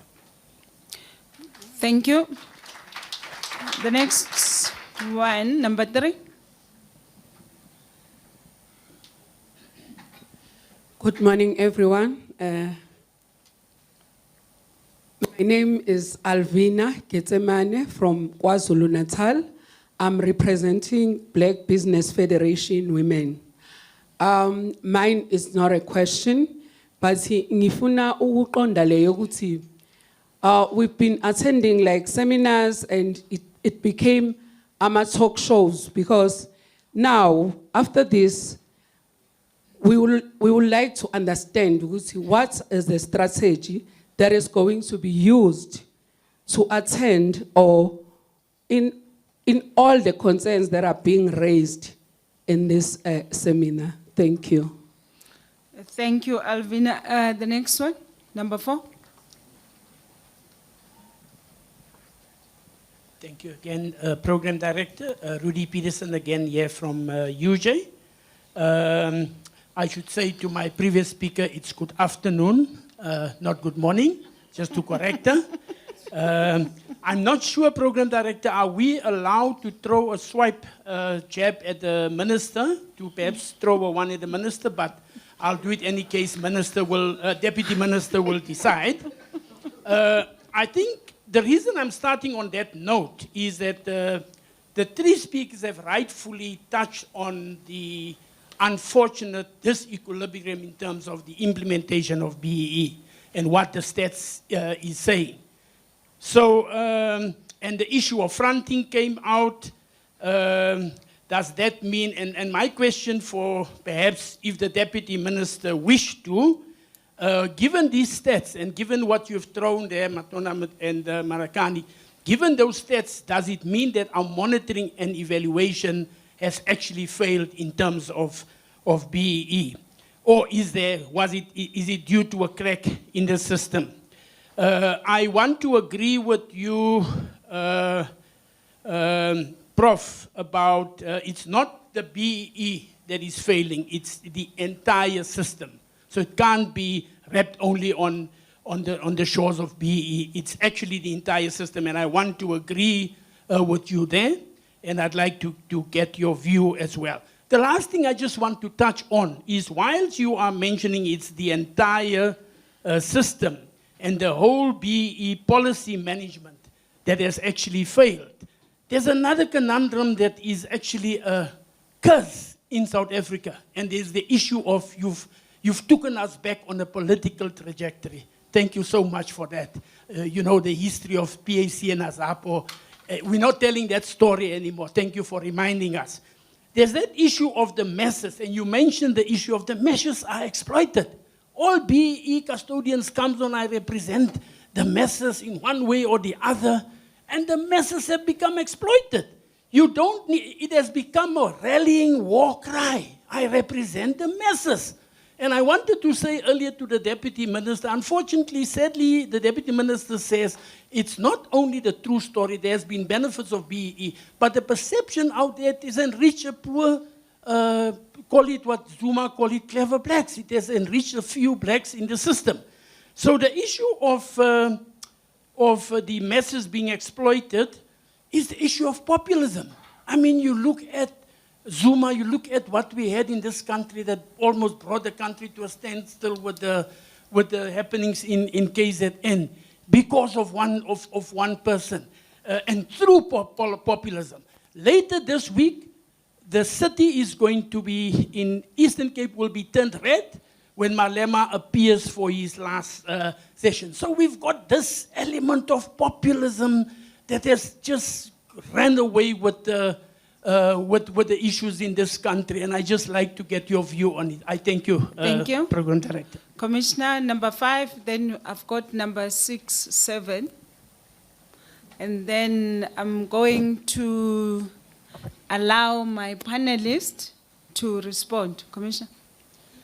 Thank you, Program Director. I would like to address my question to Professor Gumede. Prof, I have actually written you a letter on the question I'm going to ask. I'm just taking advantage of you being here to ask the question. To ask the question because because of the responsibility I have of monitoring BEE, I follow with great interest the information that you put out in the public domain about BEE. And I've been trying to understand exactly what is the basis of some of the pronouncements you've made about BEE. There are two things which you are consistent about. The one is the reference to the Mineral Council report. And by the way, I also went to look at that report.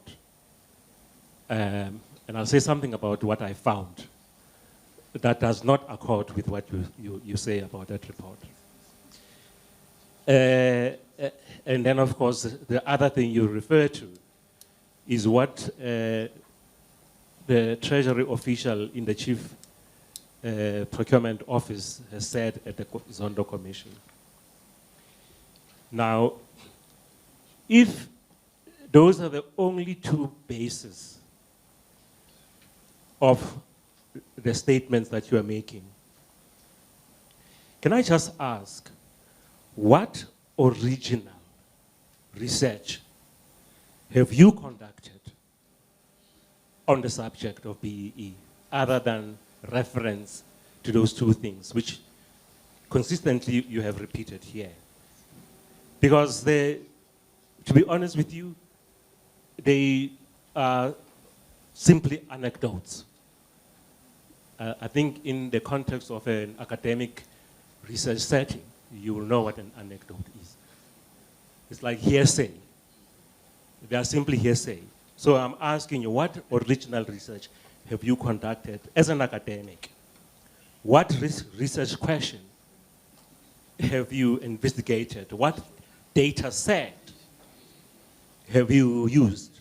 What methodology have you employed to arrive at such bold and definitive statements about BEE, about the policy that is so foundational, so important to make those statements?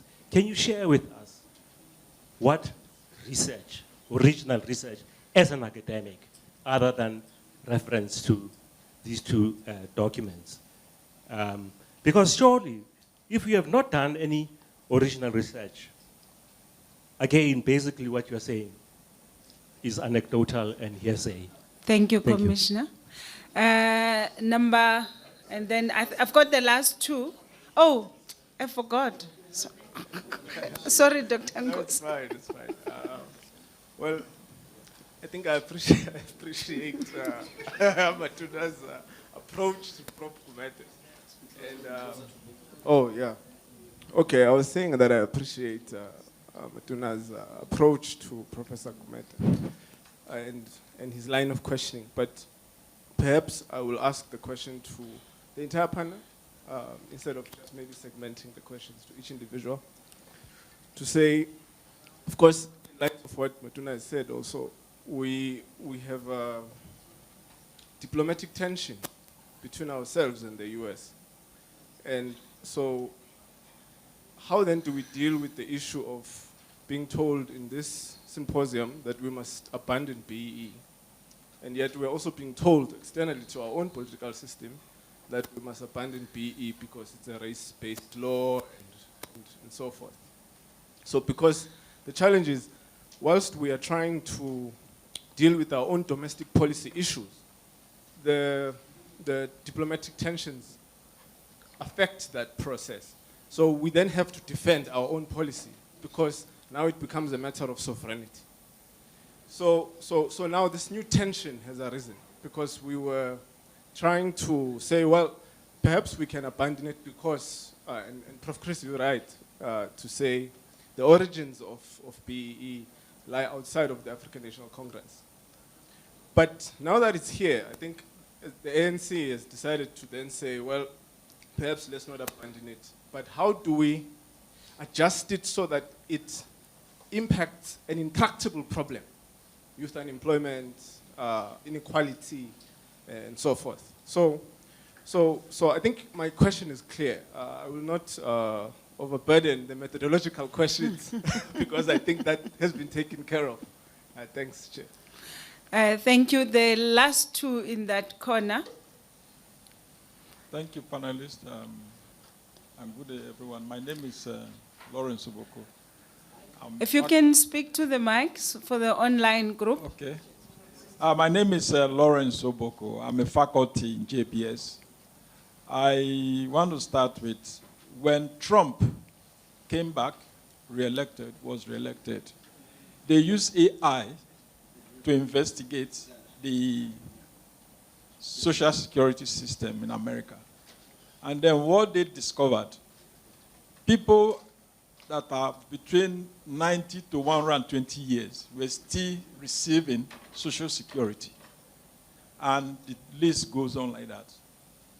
Now, looking at this BEE, in my opinion, I believe BEE is a well-intended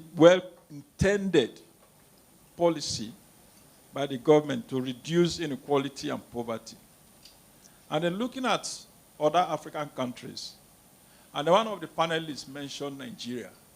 And then in Nigeria, there was an indigenization decree, which was also messed up by one factor, corruption. And this same BEE is also facing that similar fate. Is it not time that we start telling ourselves the truth? To say what is actually wrong. In class this morning, we were looking at outsourcing and restructuring. One of my students said, look, when it comes to outsourcing, what people do when it comes, they remove some people, they attack those low-skilled people, and then you now go behind the door and bring in others. Bring in a company that will not come and take over, and then that will even cost the organization more. Why is it so? These are questions we should ask ourselves. Why is it? What are we going to do? What do we do in order to make sure that this well-intended policy, all the loopholes that allow people to manipulate it, how do we stop it? It is only when we ask ourselves those questions, that is when we can make headway. Because we cannot say we should, like one of the participants did ask question, how do we move from this symposium and say, no, we should do away with BEE? If we do away with BEE, what are we going to replace with it? Thank you very much. Okay, thanks, Prof. Lawrence. Lindiwe? Thank you, Program Director, and good afternoon, everyone. I am Lindiwe Mavundla, and my question to the panel is we got a very good narrative of ownership in the annual reports. But one would want to know, picking from the professors, the black industrialists, as it was mentioned by one of the panelists, you spoke about black capitalists. And one would want to know, who are these black capitalists? Should we not actually be getting information on the black capitalists and work on that? And the second part for me is the issue around black ownership. Why are we divorcing small and medium enterprises from black ownership? Are they not black owned? Should we not be getting statistics on that so that we then get a bigger picture and a clear, comprehensive picture about black economic empowerment? And the last aspect for me is that we are fighting inward, criticism is inward. And what is the approach that should be followed by us when we deal with core challenges about broad-based black economic empowerment? Not coming from black people, of course, coming from, you know, the solidarities, the Afro forums. When we as black people are fighting inward, referring to Professor Gumede, saying that BE is not working, we must cut it out. Now, how do we deal with core challenges coming out? Because they use your statistics, they use your analysis on what BE is and fight against this. We are moving forward, we are not going backwards. We are looking at BE that is reimagined. And the last part for me is that as and when we share the statistics, we write articles, it is very important for us to also persuade, you know, the reader. When we have only 46 people that have benefited from BE, how do you trace that? What informs that? And when there's 1 trillion spent by government on BE, where is that money going to? It can't just be corruption. We should be having a record of that. And I think that that should be assisting us in a way. And the other thing, the professor, in conclusion, program director, my issue is that when we're informed here about literature review, we informed that it's not, it looks like it's not conclusive. Minimally there are negative aspects. Do we need more scholars to research on BBBE? Is that the case? Because it looks like, you know, we're having quite a lot of gaps. Other than data, and we need scholars. Thank you, Program Director. Okay, thank you, Lindy. The last one from Professor Mokoena, from the Dean. Thank you very much. I use my special powers to join the queue. Thank you, Program Director. I just want to make a case for technology and digital transformation. I believe that the single biggest unlock of progress today is technology. If we look at the leading nations in the world, they are called digital sprinters. They have leaned into digital technology to leapfrog their natural progression. As important as the BE discussion is, we're missing a much bigger debate. Is how do we use digital transformation to catalyze society? Because what that will do is that it'll grow the size of the pie. A discussion about BEE, unfortunately, is a discussion about one pie with a constant size. We have to actively grow the pie so that when we implement BEE, we're implementing it on the back of a much bigger pie. And that's why I think technology comes into play. The World Bank tells us that to get universal digital coverage on the continent, it will cost about $100 billion, where every person on the continent will have digital connectivity. We're looking at about 80% of that going into the subsea cables. We need about 100 more data centers across the continent from Cape to Cairo, supported by data policy and cloud policy, so that technology doesn't threaten sovereignty and, you know, create risk for us. We're looking at about 240,000 base stations and 240,000 kilometers of copper and fiber to actually connect Cape Town to Cairo. So all of that will ensure that everybody is connected. And the reason I make the point is that we know that small businesses are the epicenter of job creation and economic development. But small businesses will never scale unless they adopt e-commerce. We have 70 million customers and consumers in the country. That's not going to help you scale. You have to be looking at the world.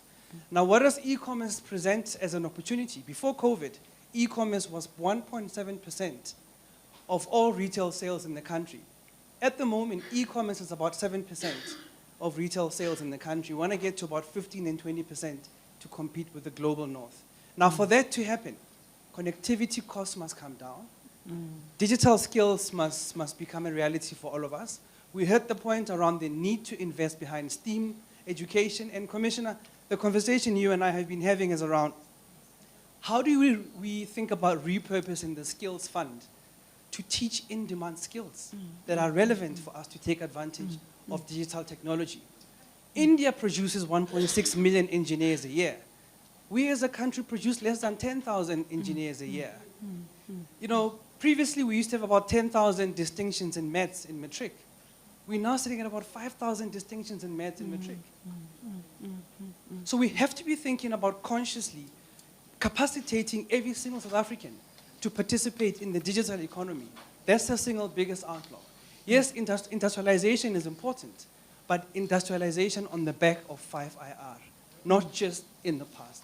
We have to be thinking about equipping ourselves with the right skills, investing in the right areas, and we need to locate BEE spend in the technology debate to get exponential growth and not incremental growth. Thank you. Thank you so much, Prof. The reimagined transformation to drive inclusive economic growth. Deputy Minister, I know there were questions posed to you, even though you were not in the panel. So before I allow the panel to respond, starting with Duma, Chris, and then William Gumede, then Anne, I'm going to allow the Deputy Minister to respond.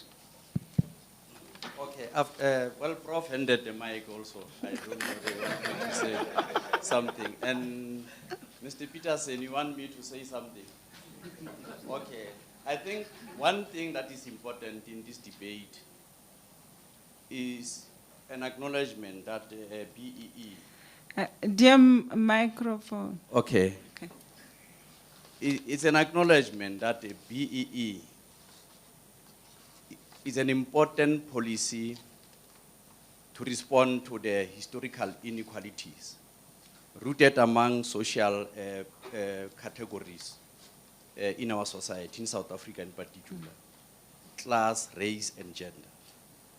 So it's important to really understand that the foundations of building a democratic future was based on these areas. And it is a very important debate that we have to address ourselves. So when we review, we should not scratch above surface.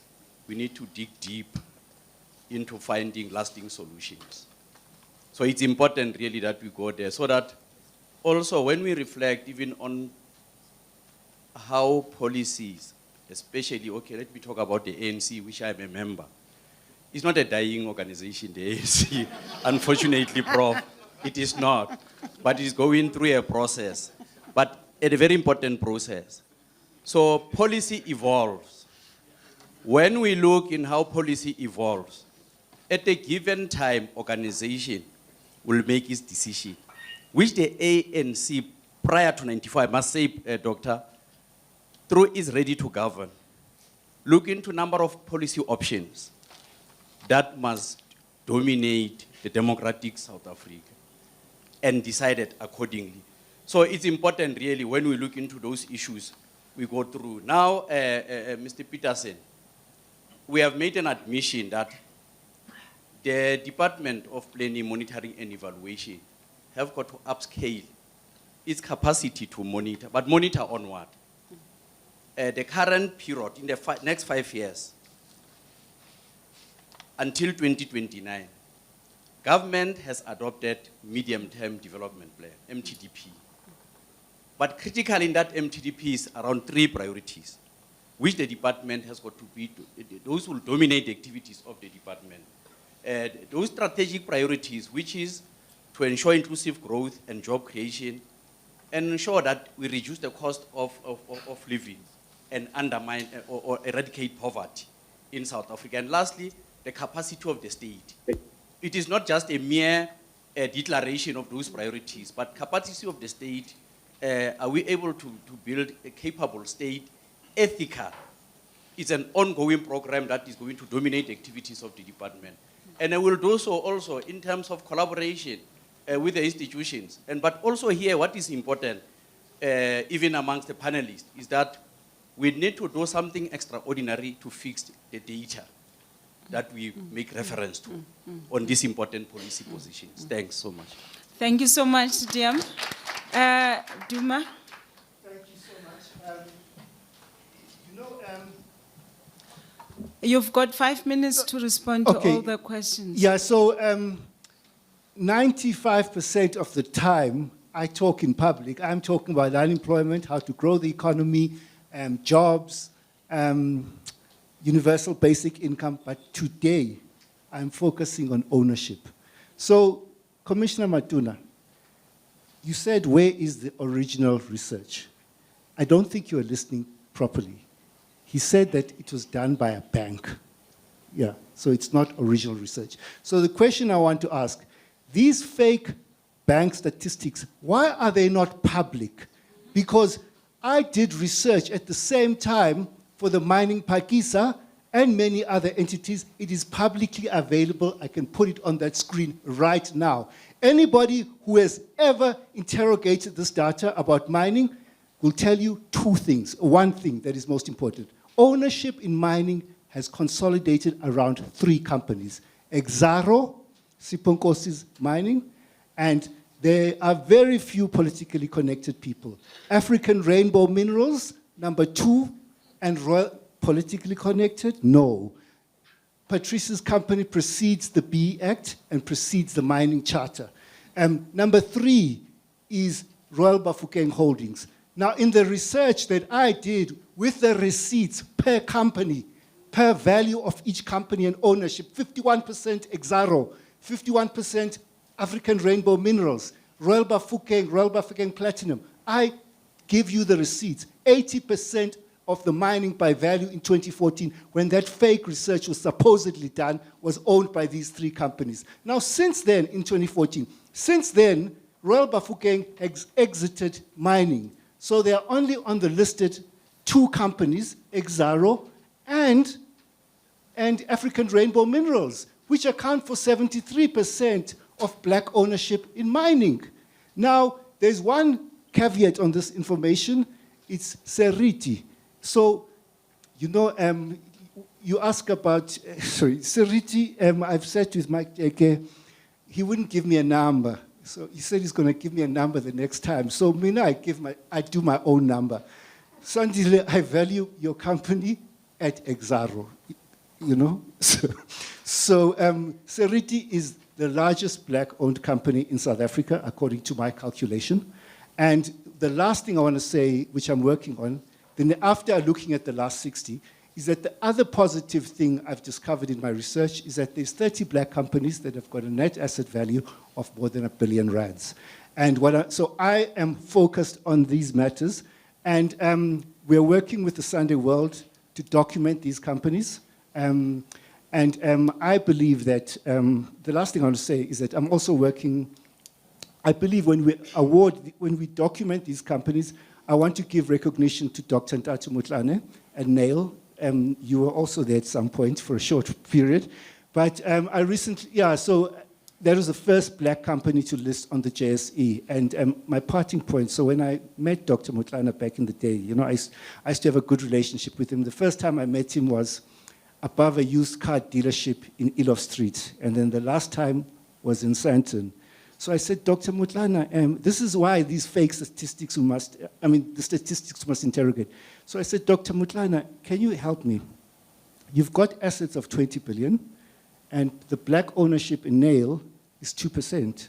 What are you going to do to narrow that gap between the two? He said, my son, that is an issue for the next generation to solve. So when we quote those statistics of black deal flow, and we count real Africa investment was 2.6% black ownership.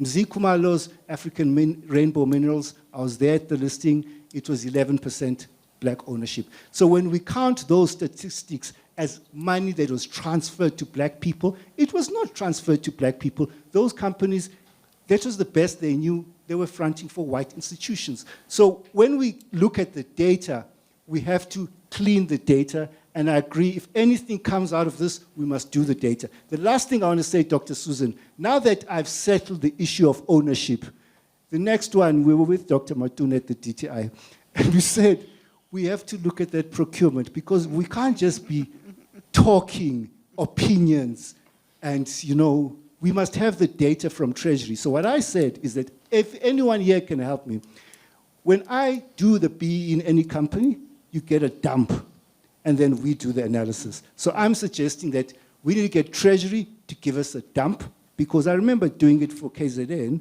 You get a dump, and then you do your own analysis, and you can sort the data on SAP, and you can find out who these companies are. I believe that, and I need people to help me and support me, that procurement goes to white companies, but I don't have the evidence, so I won't talk until I finish that. So I finished on ownership. The next thing I'm going to focus on obsessively is procurement. Thank you. Thanks, I knew you were going to drop that one. Chris, you want to come in? Okay, yeah, no, thanks. I think that there was a question about what is missing. I think you were asking, what is missing? See, one of the biggest problem that I have, when I started, why is it that 95% of the population wants to get into companies owned by 5% of the population, which is the question that Mr. Zungu was also raising. So, as long as BEE is tied to empowerment by white companies, it's not going to work. It's not going to work, and over time, it's going to be basically dismantled. And this brings me to the question of courts. Someone asked, how do we deal with it? It has to do with the politics. So if we go back to the politics, you observe that black people are so fragmented. They do not have a common understanding of the structure and the kind of economy that they want. But if you look at the DA or white people, they are clear, very clear. They want a capitalist, liberal economy. That is what they want. They are already empowered. They've got power in the private sector. They don't want the state to interfere with that power. So they want a capitalist, liberal, private sector-led, you call it, economy. And they are united in that. There are very few, you can count them like Kalni House, white who are radical. But the majority are united, And I think that this political fragmentation of the black population leading to the misalignment in the politics then leads to weaknesses in the formulation of the law. Because the parliament is fragmented, but it's majority black people. They don't have a common understanding and a common view of the type of economy that we want. So that's the fundamental problem with South Africa. And then when it comes to the issue of populism, you are correct, because white capital is in charge of this economy. It decides when to invest, where to invest. And before the democratic government, white capital was already restructuring, right? There was privatizations, call for privatization. And when the country became led by a democratic government, that led to the opening for white capital to dismantle local value chains and begin to link their companies to global value chains. That led to deindustrialization. So, Deputy Minister, whatever you said, what you said, I agree 100%. But the conundrum is that it presupposes that the country is in the process of industrialization. So we want BEE in the context of deindustrialization. It's not going to happen. It can't happen.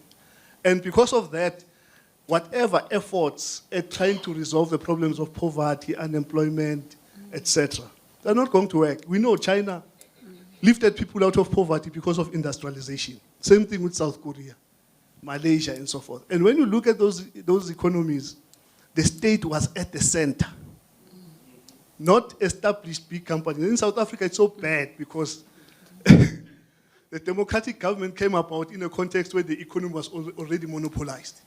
There was no space to basically for black people to add value without being constrained by the already monopoly power that exists. That is why, in my view, one of the it's my theory, economic theory. When I look at the literature, finding no effect of BEE, including on productivity, for example, it's because black people do get trained, they do get education because of transformation and so forth. But when it comes to companies, they are not given occupations that are aligning with their skills. They are always put at the bottom. So we don't get the adequate, the level of productivity that is embedded in the skills of black people because of the dominance of these white networks in the companies. I don't know, do I still have time? No. Oh, sorry.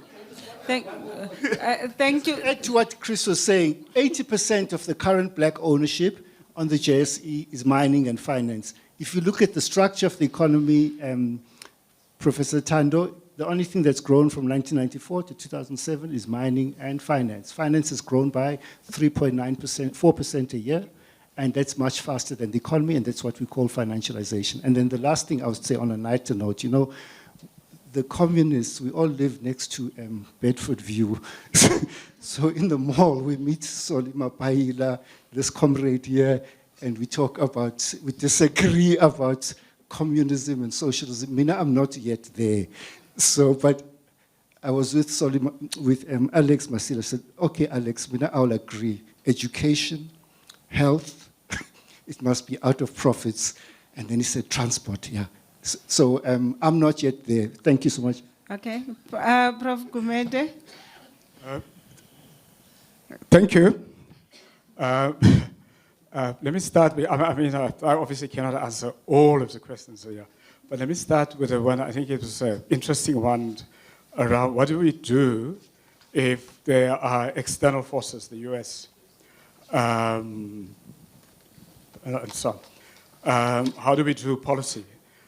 Because there's the US and then we have, within South Africa, let's say the far right, and so on. What do we do in that context? My response, I've been here before. I've been absolutely here before. I wrote the first article on BEE in 1995 in my column in The Star. But a column in The Star in 1995, right? 95, maybe some of you may not have been born. No, maybe you have. And then, during that period, people like me were criticized when we said, and if you go back, between 1995 and 1999, we said we're going in the wrong direction economically. Do not make cadre deployment because it has failed everywhere else. Deal with the corruption while it is beginning. In 1996, I had a march against me from the library gardens to the offices of the Star. I said, focus on get the maintenance. I mean, if any entity, any infrastructure needs to maintain, there's no politics around it. It has to be maintained. You can't come with ideology. You have to maintain the thing. Now, why I'm linking it to the Trump? It is quite important to have a debate. If we stop having a proper debate and a change of direction because we fear outsiders, I'm not in that space. I haven't been in that space. For me, is we need to be confident, and we have to make, when we make policies, we have to make policies which has worked in other places. We can't repeat policies that failed anywhere else. And unfortunately, I had predicted that we're going to crash on a couple of levels, and it's all publicly. I've come out with books publicly. And so many others have done it. Some black intellectuals have even left the country, exhausted of trying to show there are different options. It doesn't mean because you criticize a policy, you're now anti-transformation. I mean, silly to say that. There are different ways to deal with the issue. And let's get the ideas out.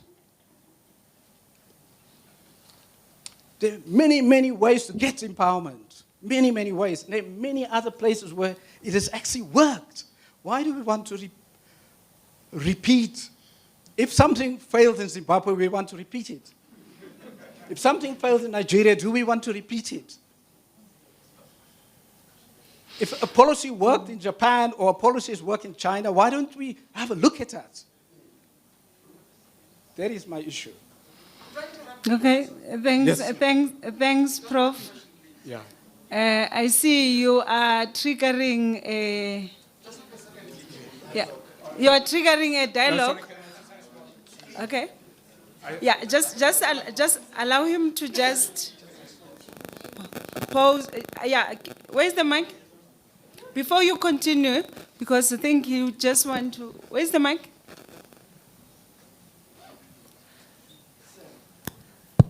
Okay. Then you've got 2 minutes. Yeah, you could have done it. I'm joking. My name is Sipho. Prof, this is coming from a fan, really. You've done amazing work in the past. But I was just jumping in to intervene because you weren't answering the key question in the room.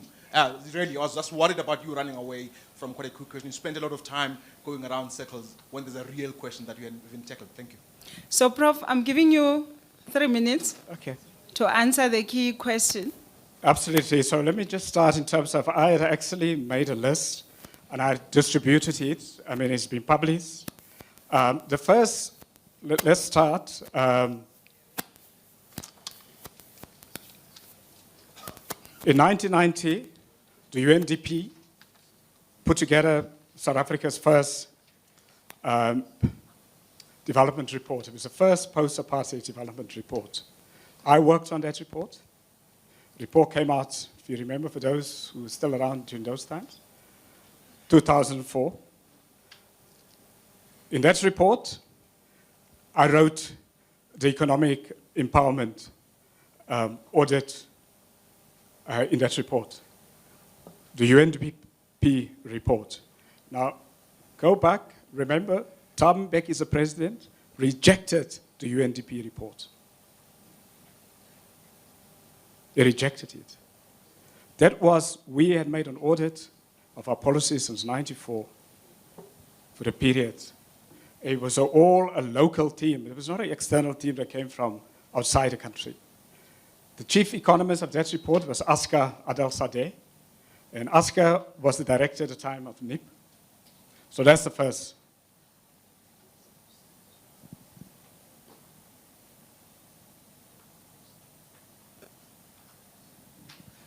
As you conclude, Prof.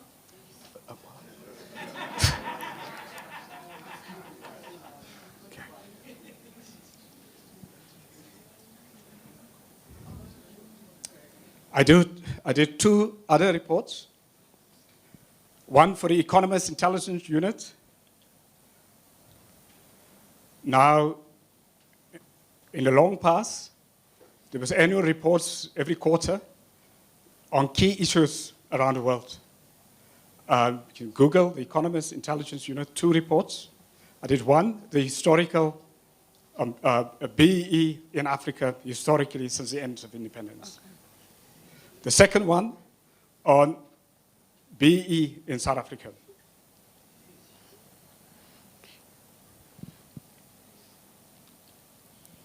And I can send anyone, I mean, I've made a list. The list is public. The list is on the website of Wits University. There's quite a number of academic articles, peer-reviewed academic articles. It's in a list. It is public. You can just Google William Gumede Wits. It's there. I did a peer-reviewed article on nationalization, and so on. Okay. And I did many, many other research reports. Okay. I still need to allow Anne online. Is she back? Yeah. Okay, Anne, here. Just 3 minutes. Over to you. Thank you. I'm going to make 3 points to sort of that I think might be useful. The first is that we need to place this discussion in its context. The country is in deep, deep trouble. We're a country with 12.5 million people who would like to work but can't find a job. We have poverty. We have growth that's lower than our population growth rate. And we've had that sort of 1% growth or less for the last 15 years. So this conversation takes place in a context that's really important. My second point is we should look forward. The things that have been done the last 30 years, we can't undo them. We can learn from them. So yes, we must look at what's worked, but there is also a lot that, in my view, has not worked. And procurement is one of those.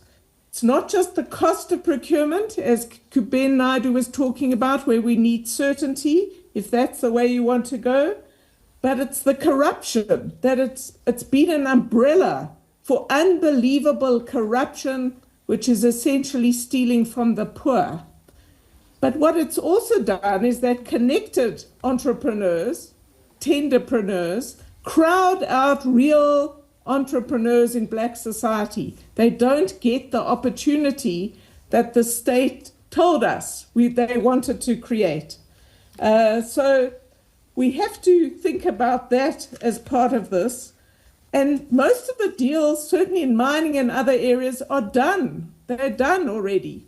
The last point I will make is that I back the call for a review. I think it's really important that it's a proper review. It's not an internal review to DTIC, and it's not just a few academics. It needs to be a properly constituted public review of a very important policy for the country, and it needs to be publicly debated with evidence and with alternative views being allowed to be put into the arena. Thank you. Thank you so much. A round of applause for our panel. I'm just going to beg for your indulgence as we take the last critical panel. Thank you so much to my panelists. Thank you so much for the robust debate. Like Prof has said this morning, this is first of its kind. So our very last one is the one that has been quoted from the early morning. Is the funding of B-BBEE, DFIs, performance trends, and impact. So our first panelist is the CEO of the Industrial Development Corporation, Mmakgoshi Lekhethe. And then from SEFDA, the CEO is online, but he's represented in the room by Sipho Nqayi, the executive strategy. Then from the National Empowerment Fund, we've got Karishma Govender. So in that order, this one will not take long, but then it actually closes on the gaps of financing that most of you were actually raising. So this panel examined the role of development finance institutions in giving effect to the ownership and enterprise development objectives of B-BBEE. It assesses performance trends and portfolio impact, interrogates whether existing financing instruments adequately support the transformation of the means of production, and considers how impact financing can mobilize broad-based ownership. So I'm going to start with the CEO of the IDC. Mmakgoshi, over to you. You can come here or you can talk. It's fine. Oh, you talk from, okay. These chairs are not good for women, you know. Now you have to wear pants even if you don't want to. Good afternoon, everyone. I walked into a very fiery discussion. You see, Susan, you should never put a panel of men only. There's this thing called testosterone. And the closer you get to lunch, it gets out of hand. So I think that's a lesson. Never ever put a panel of men only. Even if there are too many men in the room, you always have to find one woman that can manage them. Ladies and gentlemen, our panel, I think it's quite short in terms of what we were asked to address. And I just want to say two things. You know, for those that don't know me, I spent an inordinate amount of time, I think, at the National Treasury, over 24 years. But in those 24 years, I was fortunate enough to work in 4 continents. And in all of those 4 continents that I worked in, North America, in Africa, outside South Africa, in Europe, and in Asia, the one thing that has been consistent that I found was policy consistency. And once a government decided on a policy position, they held on to it. It didn't mean that when there is a clear indication that the policy is failing, it cannot be reviewed. That it didn't mean that.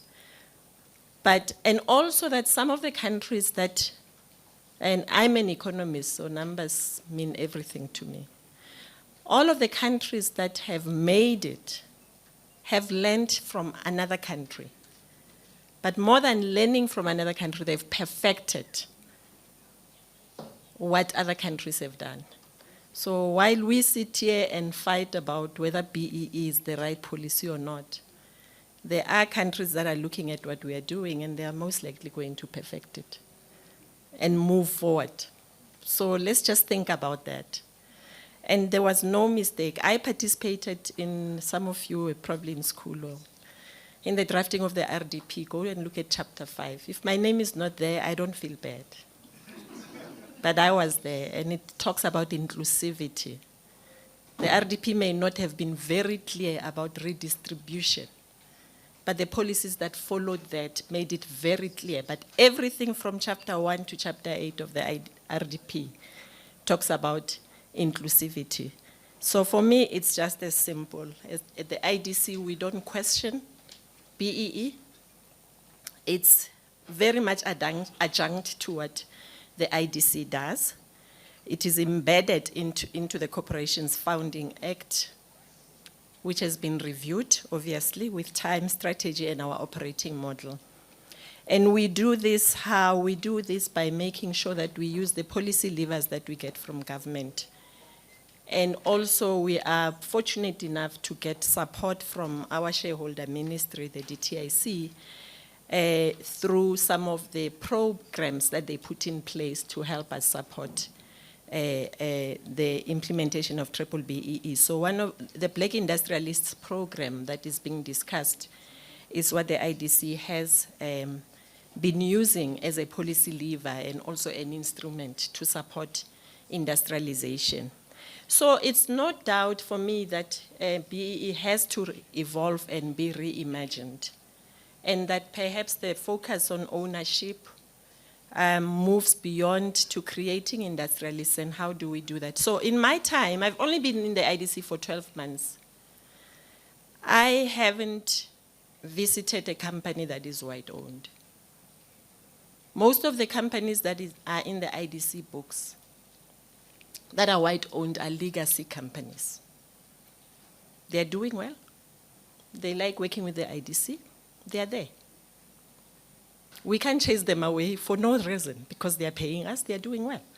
However, what has the IDC done over time? It has reinvested the profits that it has made from its legacy investments into industrialization through the Black Industrialist programs, but embedding industrialization in everything that we do. Are we doing it well? We can improve on what we are doing. We can look at the Black Industrialist program and say, what has it succeeded? But since I've been there in the 12 months, I've visited 4 companies in 4 provinces, all Black-owned, all in the manufacturing sector, doing great work. One of them is in Roslyn. It supports the OEMs. One of its clients is Mercedes-Benz, doing very well. You know, what do they call the cover outside? I don't know about cars, but you know, the body of the car is produced by a Black company. 100% black owned. So you can pick and say it's 30 companies or 40 companies, but they are there. What do we need to do? Using the instruments as DFIs is to scale up. To scale up beyond the 30 companies. And by the way, the other statistic that I would like to just leave you with is that the IDC, in the last year when I joined, had done over 24 billion rand investments into the transformation space. And of that 24 billion rand, 21 billion went towards the black industrialization through the BI program. And in terms of the number of clients that we covered, just in that 1 year, it was 604 that can be classified as black, as women, as youth. The data is there. You can go to our annual report and check. So I am not making up the numbers. So I'm just saying that just because a policy has got gaps doesn't mean that you cannot fix it. And you can review it to do what you want it to do, but not to say that it has failed. And you mentioned Exaro. Exaro was created by the IDC through, you know, Anglo-American moving out. And I can point other companies in the mining space. I can point other companies that were created by funding, original funding from the IDC. So transformation for me has to change, looking at what is it that is negative and looking at what we need to go. I agree with what Chris mentioned earlier about, unfortunately, we are in a space where the country and globally deindustrialization is just wreaking havoc on everybody. Yesterday we met with some members of unions where they were telling us the sectors that are mostly affected. It's manufacturing, it's agro-processing, clothing and textile. These are sectors that South Africa had been known for many years to excel in. So what do we do? Do we then fold our hands and say, oh, you know, we are deindustrializing, losing jobs in there? Or are we saying we are going to focus as we implement BBBEE or as we transform, we're going to focus on these sectors that are deindustrializing, using the policy levers that we have. Susan, I'll mention this again. All the countries that get into these types of challenges have policy tools that they just pull out and implement. And that's really what we need to do. So we don't have to sell or leave black people going into sectors that are dying. They're not dying. It's just policy decisions that have been made. And through policy levers, you can change the situation to say, I'm going to protect this sector because I know it creates jobs. That's all that it takes. So I just want us not to focus on BEE for the sake of it, but to say that where are we losing jobs the most? What do we need to grow this country? Which sectors do we need to re-industrialize? At the IDC, we've identified the sectors of the future, and we've said we'll support value addition. So critical minerals is a sector that we're going to support. And we're talking to minerals, the Minister of Minerals, the Minister of Energy, we're talking to our own Minister of Trade and Industry to say, what support can we provide? We will put money, can you please match what we are doing? Which is why we have the Exploration Fund. And we've now attracted Anglo to come in and give us 600 million. We're looking at others to come in to partner with us so that we can focus on exploration, because exploration is it's a sector that doesn't attract a lot of funding. Also on green energy, I mean, some of the biggest, I don't know if you guys are aware, I mean, the renewable energy space in South Africa is driven by black people. I'm sure you know that, right? And in the main, black women. The renewable energy in South Africa is driven by black people, and the numbers are in the IDC books. You can go and look at them. So it's policy instruments that are needed. It's, it's financing that has long patience. So you're not going to get BBBEE funded by commercial banks because they don't have the type of patience that development finance institutions have. And for us to be able to do that, we need government to support us, all DFIs at scale, to allow us to have transformation funding that has got patience. Because industry is not built over 5 years. Industry is built over 30, 60. That is where you see countries like South Korea and the Singapore. South Korea were telling us, a few years ago that at some stage they were poorer than South Africa. And, So it's really about patience, and the funding that we get has to have that patience. Scale is the third one.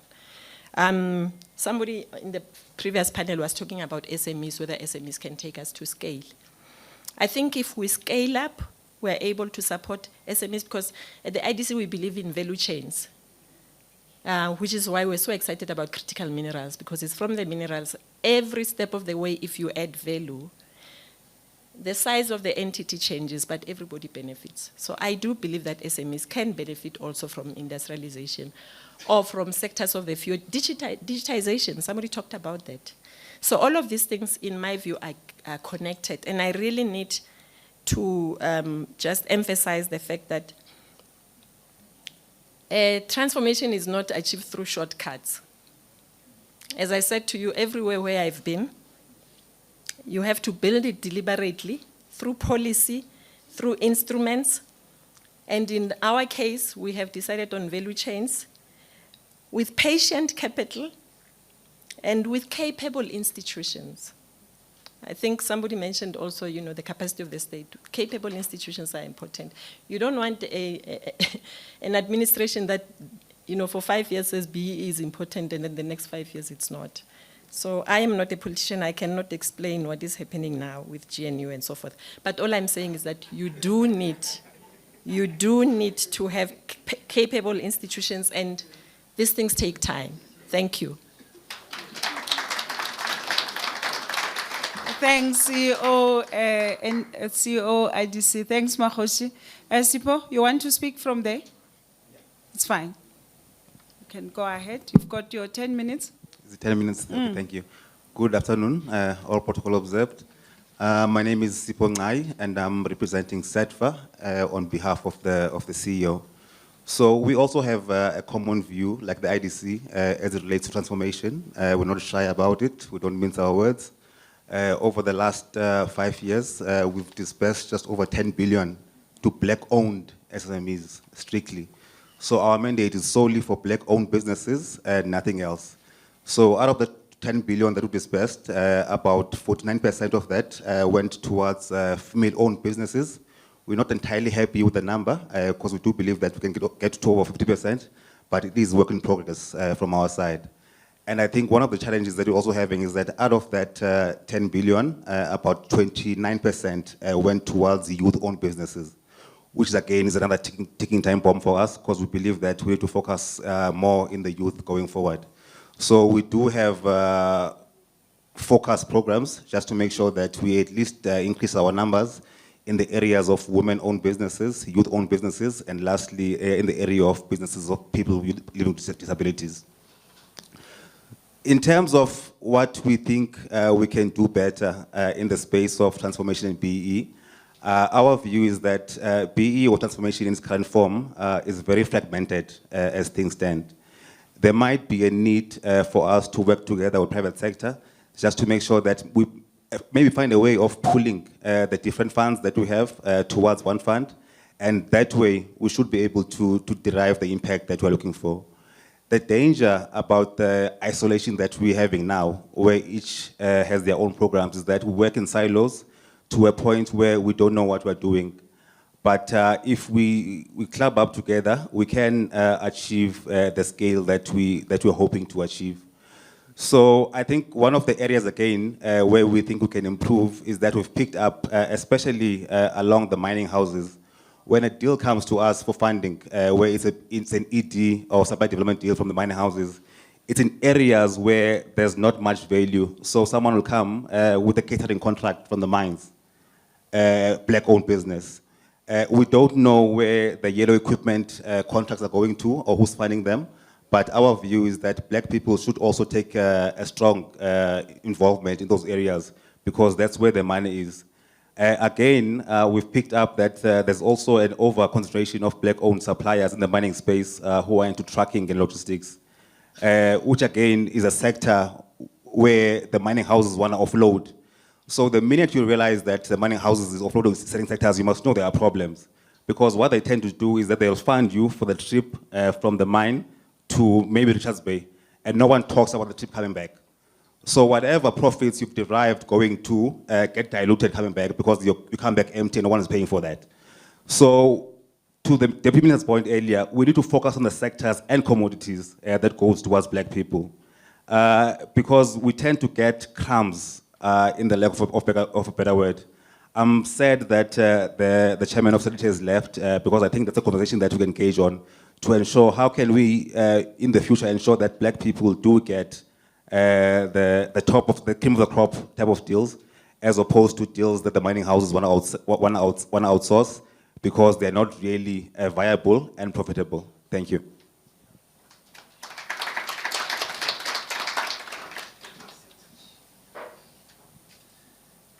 Thanks, Sipho. Karishma from the National Empowerment Fund. Thank you, Dr. Mangole. And good afternoon, Deputy Minister and all protocol observed. My name is Karishma Govender. I am the General Counsel at the NEF. I'm short, sorry. And for those of you who have maybe little knowledge of what the NEF does, our mandate is Black economic empowerment. So our sole purpose for existence is to promote Black economic empowerment, to fund Black businesses, to make sure that we grow the economic impact of Black businesses. So in doing that, we really are immersed in, you know, in the turmoil of what we can call BEE and the challenges that we face in implementing BEE. We fully and, you know, we live and breathe BEE on a daily basis, but we walk the journey with our entrepreneurs because we actually know just how difficult it is. It's not a straight line from start to finish, and it comes with many challenges, and a lot of people fall by the wayside as a result. And that's why you find that there's a very large proportion of SMMEs that don't succeed. Black SMMEs even more so, because the obstacles are far greater. I've been at the NEF for 18 years, and I can tell you that as an organization, we really try to be flexible and agile in terms of our approach to problems experienced by the Black entrepreneur, because we know that there isn't a one-size-fits-all. And I will take you through some of the things that we have come up with as solutions that need to still be implemented or that can be implemented at greater scale. And I think my colleagues from the DFIs, CEO and Sipho, I think they've really highlighted some of the key points, scalability being one of them. But what I can say is that there isn't necessarily an absence of capital available. So it isn't a funding problem as such. It is a problem of the right type of funding being available. For BE transactions to really have a good chance at success, you need flexible capital, you need equity, quasi-equity type instruments. Because what you want is a business that's going to be able to absorb the shocks that come with business. They're not, you know, highly leveraged. They don't have huge amounts of debt to pay on a monthly basis. And so when something does go wrong, when, you know, there is a geopolitical issue that causes higher prices, or when there are shocks in terms of inputs, they can absorb those shocks without necessarily going into distress. So that is the one thing that I think we really need to focus on in terms of how do we access the right capital that we can blend with the capital that we have available on a larger scale so that we can do more. The other thing that is missing from this picture, and it doesn't just relate to BE, but I think the impact is far greater when it comes to BE, is a lack of distress finance. Because you find that Black companies have unique challenges, and there are so many things that they need to overcome, and the odds are very often against them. They do struggle, and at the NEF we have a turnaround workouts and restructuring unit that actually provides the hand-holding through the distress situation so that we can assist them with solutions. But the one thing that is really missing in the South African market is the access to distressed capital. Because if you have finance that is available to assist you through those rough times, you can actually survive them and eventually ride the wave, come out the other end, and maintain your jobs, eventually maybe even growing. But because that isn't available, black companies can't withstand the stress that they experience. And so you find that there's a very high failure rate as one of the contributing factors to the challenges. In terms of demand for funding, that is definitely there. I mean, just from an NEF perspective, I can tell you that we receive about 20 billion rand worth of applications in a year. But we are only able to provide funding to in the amount of about 1 billion rand. That's just 5% of the demand that comes just to the NEF, and obviously if you include the other DFIs, it's a far greater number. So there's a huge gap in terms of what can be made available. And the 19 billion really remains unfunded from our side. And what I just want us to focus on what we have been able to do for context. Since inception, the NEF has funded 2,857 transactions, 16.7 billion rand in approved funding, and 160,000 jobs that we've supported. 48.2% of those have been dispersed outside of the main metros. So there's a very big focus on making sure that our money goes to rural communities, townships, and those areas that are not generally supported with economic activity. And 57% of beneficiaries include women ownership or women leadership. So we also are very, very passionate about women empowerment. And you know, just by with that little snapshot of what the NEF has done and what the what the demand is for funding, you can see that the DFIs are really critical to implement BEE and transformation in the country. There are limitations, but the role that the DFIs play is very, very critical. So we need to really move from, you know, consumption sectors to productive centers, focus our attention not on the periphery, because, you know, Sipho's comment is so spot on. We are often playing in the periphery of the industries that we are involved in. The catering contract is not going to move the needle. You need to be involved in the substance of what that industry does. And I just want to, you know, highlight another challenge that I find really does prevent this. It's the issue of gatekeeping, and we haven't really talked about that issue today. But the issue of gatekeeping is, I think, one of the main things that are preventing black people from moving into lucrative businesses with lucrative contracts that can really move the needle, that can change the face of the industries that they operate in. And the gatekeeping happens on many levels. Not only does it happen because you've got, yes, maybe Commissioner mentioned 51% black-owned companies that are essentially fronting, where decision-making is not made by the black people in those businesses, it's made by the white partners. And they have very often the view that it's so convenient for me to keep using this person that I've been using for the last 20 years because I know them, they do my work well, I don't want to start with someone new, but it's also a convenient excuse for not giving opportunities to people that have been excluded previously. So the issue of gatekeeping comes from the very top, but you also find the issue of gatekeeping, this mentality of it's convenient for me to do things in a certain way, filtering through to the people that are employed there, even the black employees, where they say, you know, I can't give work to this law firm, I haven't worked with them before, let me just give it to this big firm, where I know that the vast majority of the equity partners in that firm are white males, not even female. So the issue of gatekeeping is something that we need to look at, and it's this smoke and mirrors game where on the face of it, it's an empowered company, but what is really happening behind the scenes and who is getting the value from that company? It is not black people, it's not small black companies. So let me quickly move, I see Dr. Mangole has stood up, to what I think we need to focus on as DFIs as solutions. Because the DFIs play slightly, well, different roles, but some of them do overlap.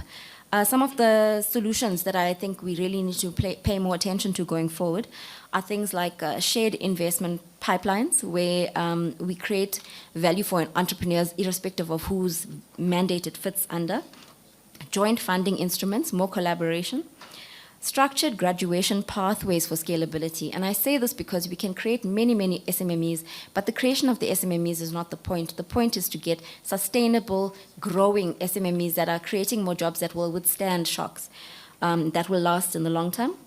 Access to market is a very critical one because the gatekeeping happens there. That's one of the solutions that we really need to work out. That's one of the problems we need to find a solution to, access to market.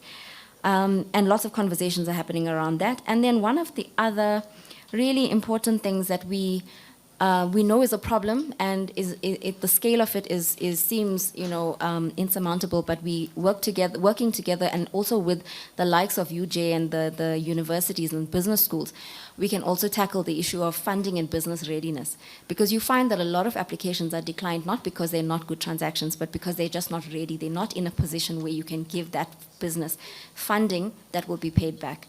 So these are some of the solutions that we have identified. And I think working together as DFIs, we have a very important role to play in making sure that BEE does grow. Thank you. Thank you so much, Karishma. Just to sum up, to say that one of the key things that actually that is coming through the BBBEE, and that is being implemented in partnership with the 3 DFIs, is the Transformation Fund. So the Transformation Fund aims to aggregate funding intervention that are driven by both the BBBEE and the Competition Act. What we have seen from this morning, from the different speakers, from what Commissioner Matona is saying, is that the issue of access to financing, but also after you access the finance, access to market, access to capability is what Karishma is talking about, to say if we partner with the universities, we're able to eliminate failure of most of the funded enterprises. The transparency, which is the telemetry. So I think those are some of the key themes that have been coming through in terms of us being transparent, in terms of us having the database that you are able to show, to say these are the funded black-owned enterprises, which is the main key objective of the Transformation Fund. On that note, there is someone who has put me here. It's now his turn to actually take over. And I guess the question that has been asked, many of the questions that were asked is that where to from here. So with this panel, he designed the program in such a way that I don't take question and answer, because it goes straight to networking. So on that note, I'm going to allow Prof. Busani to take over the stage.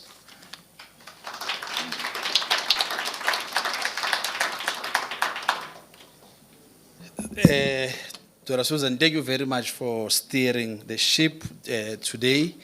And thanks once again to all the panelists who responded positively to our request.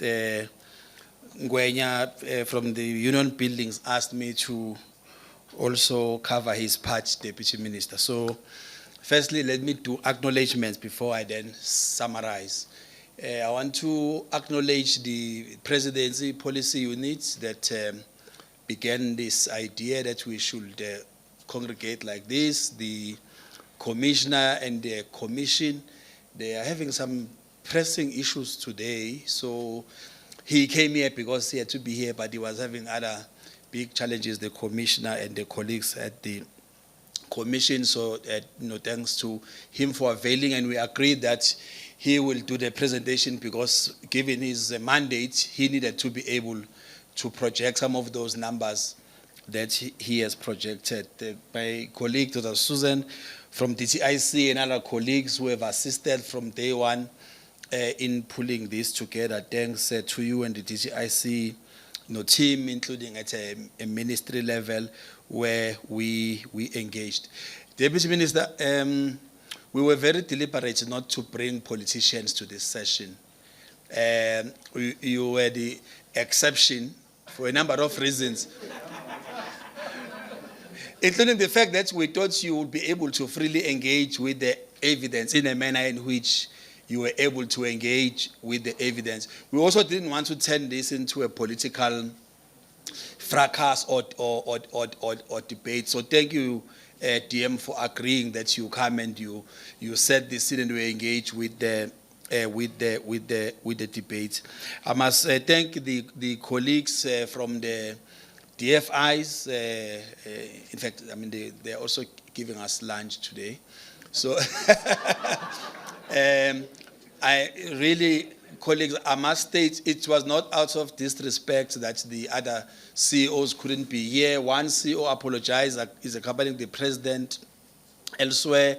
Another one was showing me a leg lying in hospital yesterday, which is why they sent. And then I apologize for the ITC CEO because she had many pressures this morning, but out of respect for this, she thought she will come only for a few minutes in the afternoon, so we see that she was committed to be here, but the other executives were here.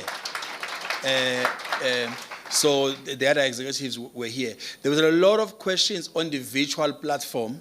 Interestingly, I did capture them. Many of them, people wrote their application reference numbers. There's several of them, like my application is stuck, this is where it is at, and so on.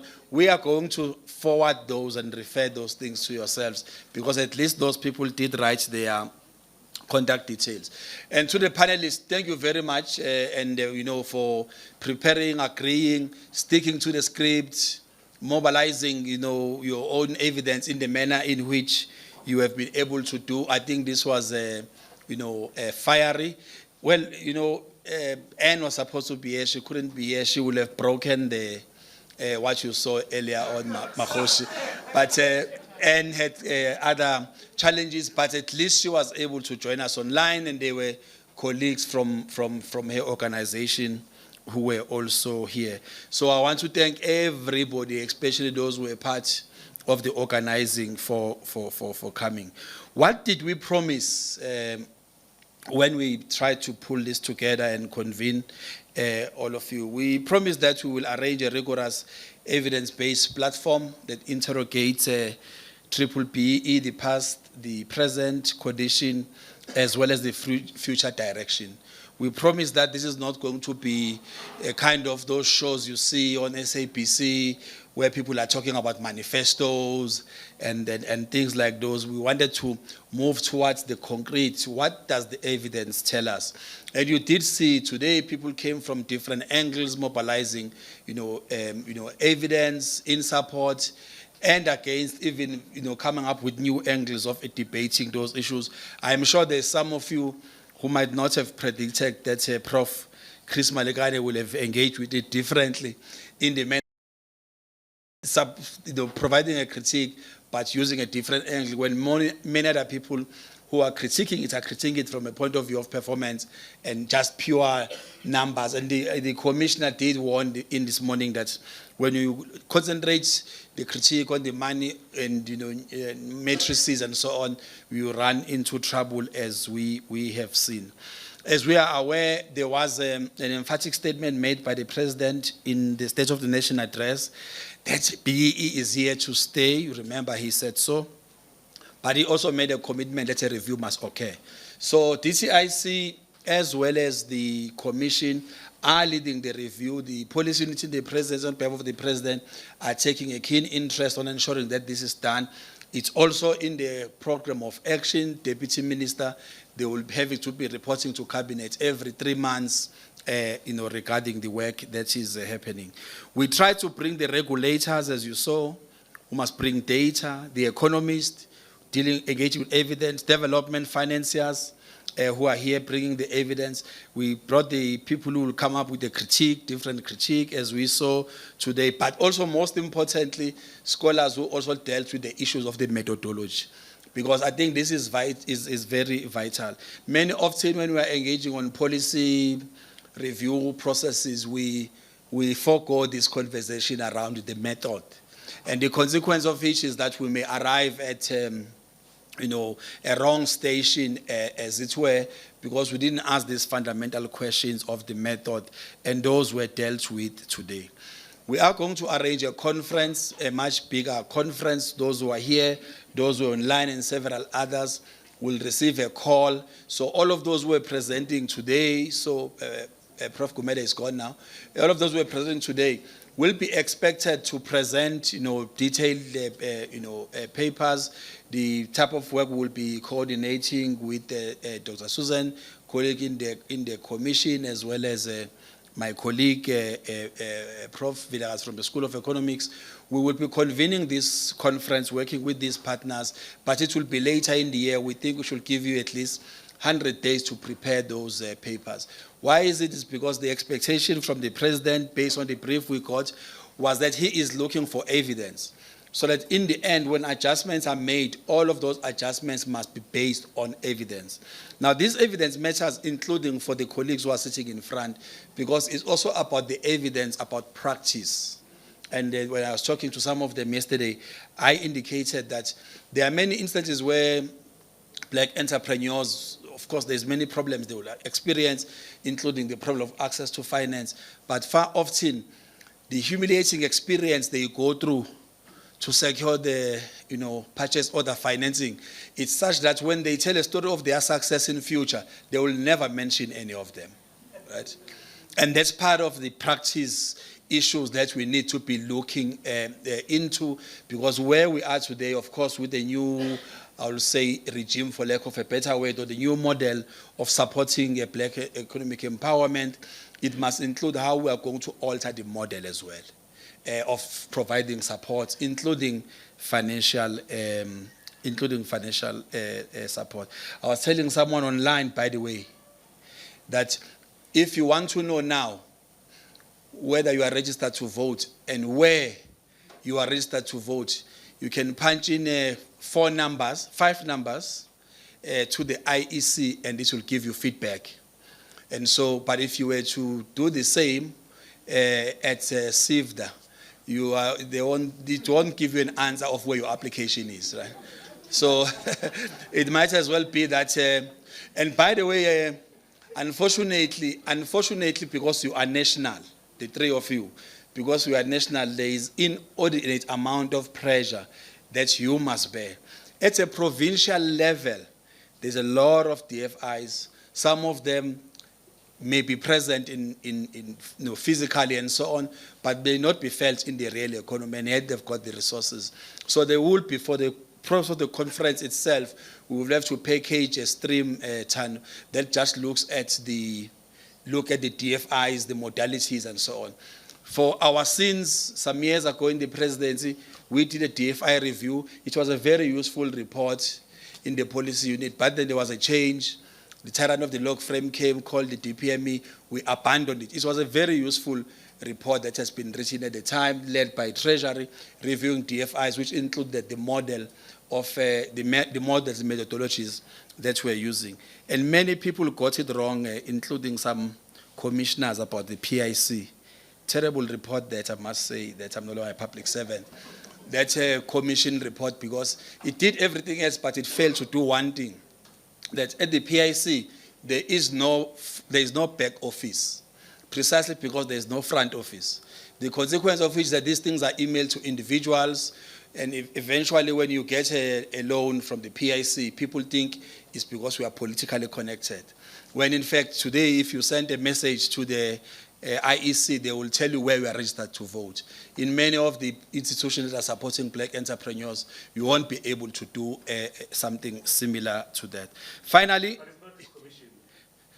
oh yeah, no, I meant the Commission of Inquiry. I meant the Commission of Inquiry.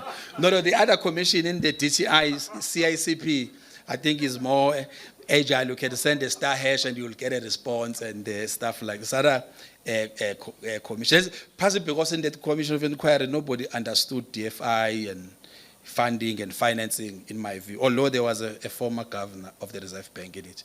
So finally, going forward, I mean, it's a terrible report. I mean, I'm terrible. With due respect to the former governor and the former judge, very, very, if you read it, you will see what I'm talking about, because the main critique is that if you sent an application at the PIC, at the time you didn't know who to send it to, and you didn't know how to follow it up because there was no reference, there was no tracking system. The consequence of which is that everything that was funded was then misconceived or miscontrolled to have been spearheaded by a particular human being inside the organization, because there were no digital platforms that were built to make sure that you track your application throughout the system. Consequently, no one will then accuse the CEO of the IDC for having pushed a particular application of a particular business just because it came from her. It came from her because maybe the email was sent to her, right? Like sometimes that's how it is, because we haven't built a front and a back office to process it. Also, email is public, yeah. You know, so going forward, we're going to do a conference. There will be a couple of themes. We'll deal with issues of practice across the regulators, across the financiers, and everybody else.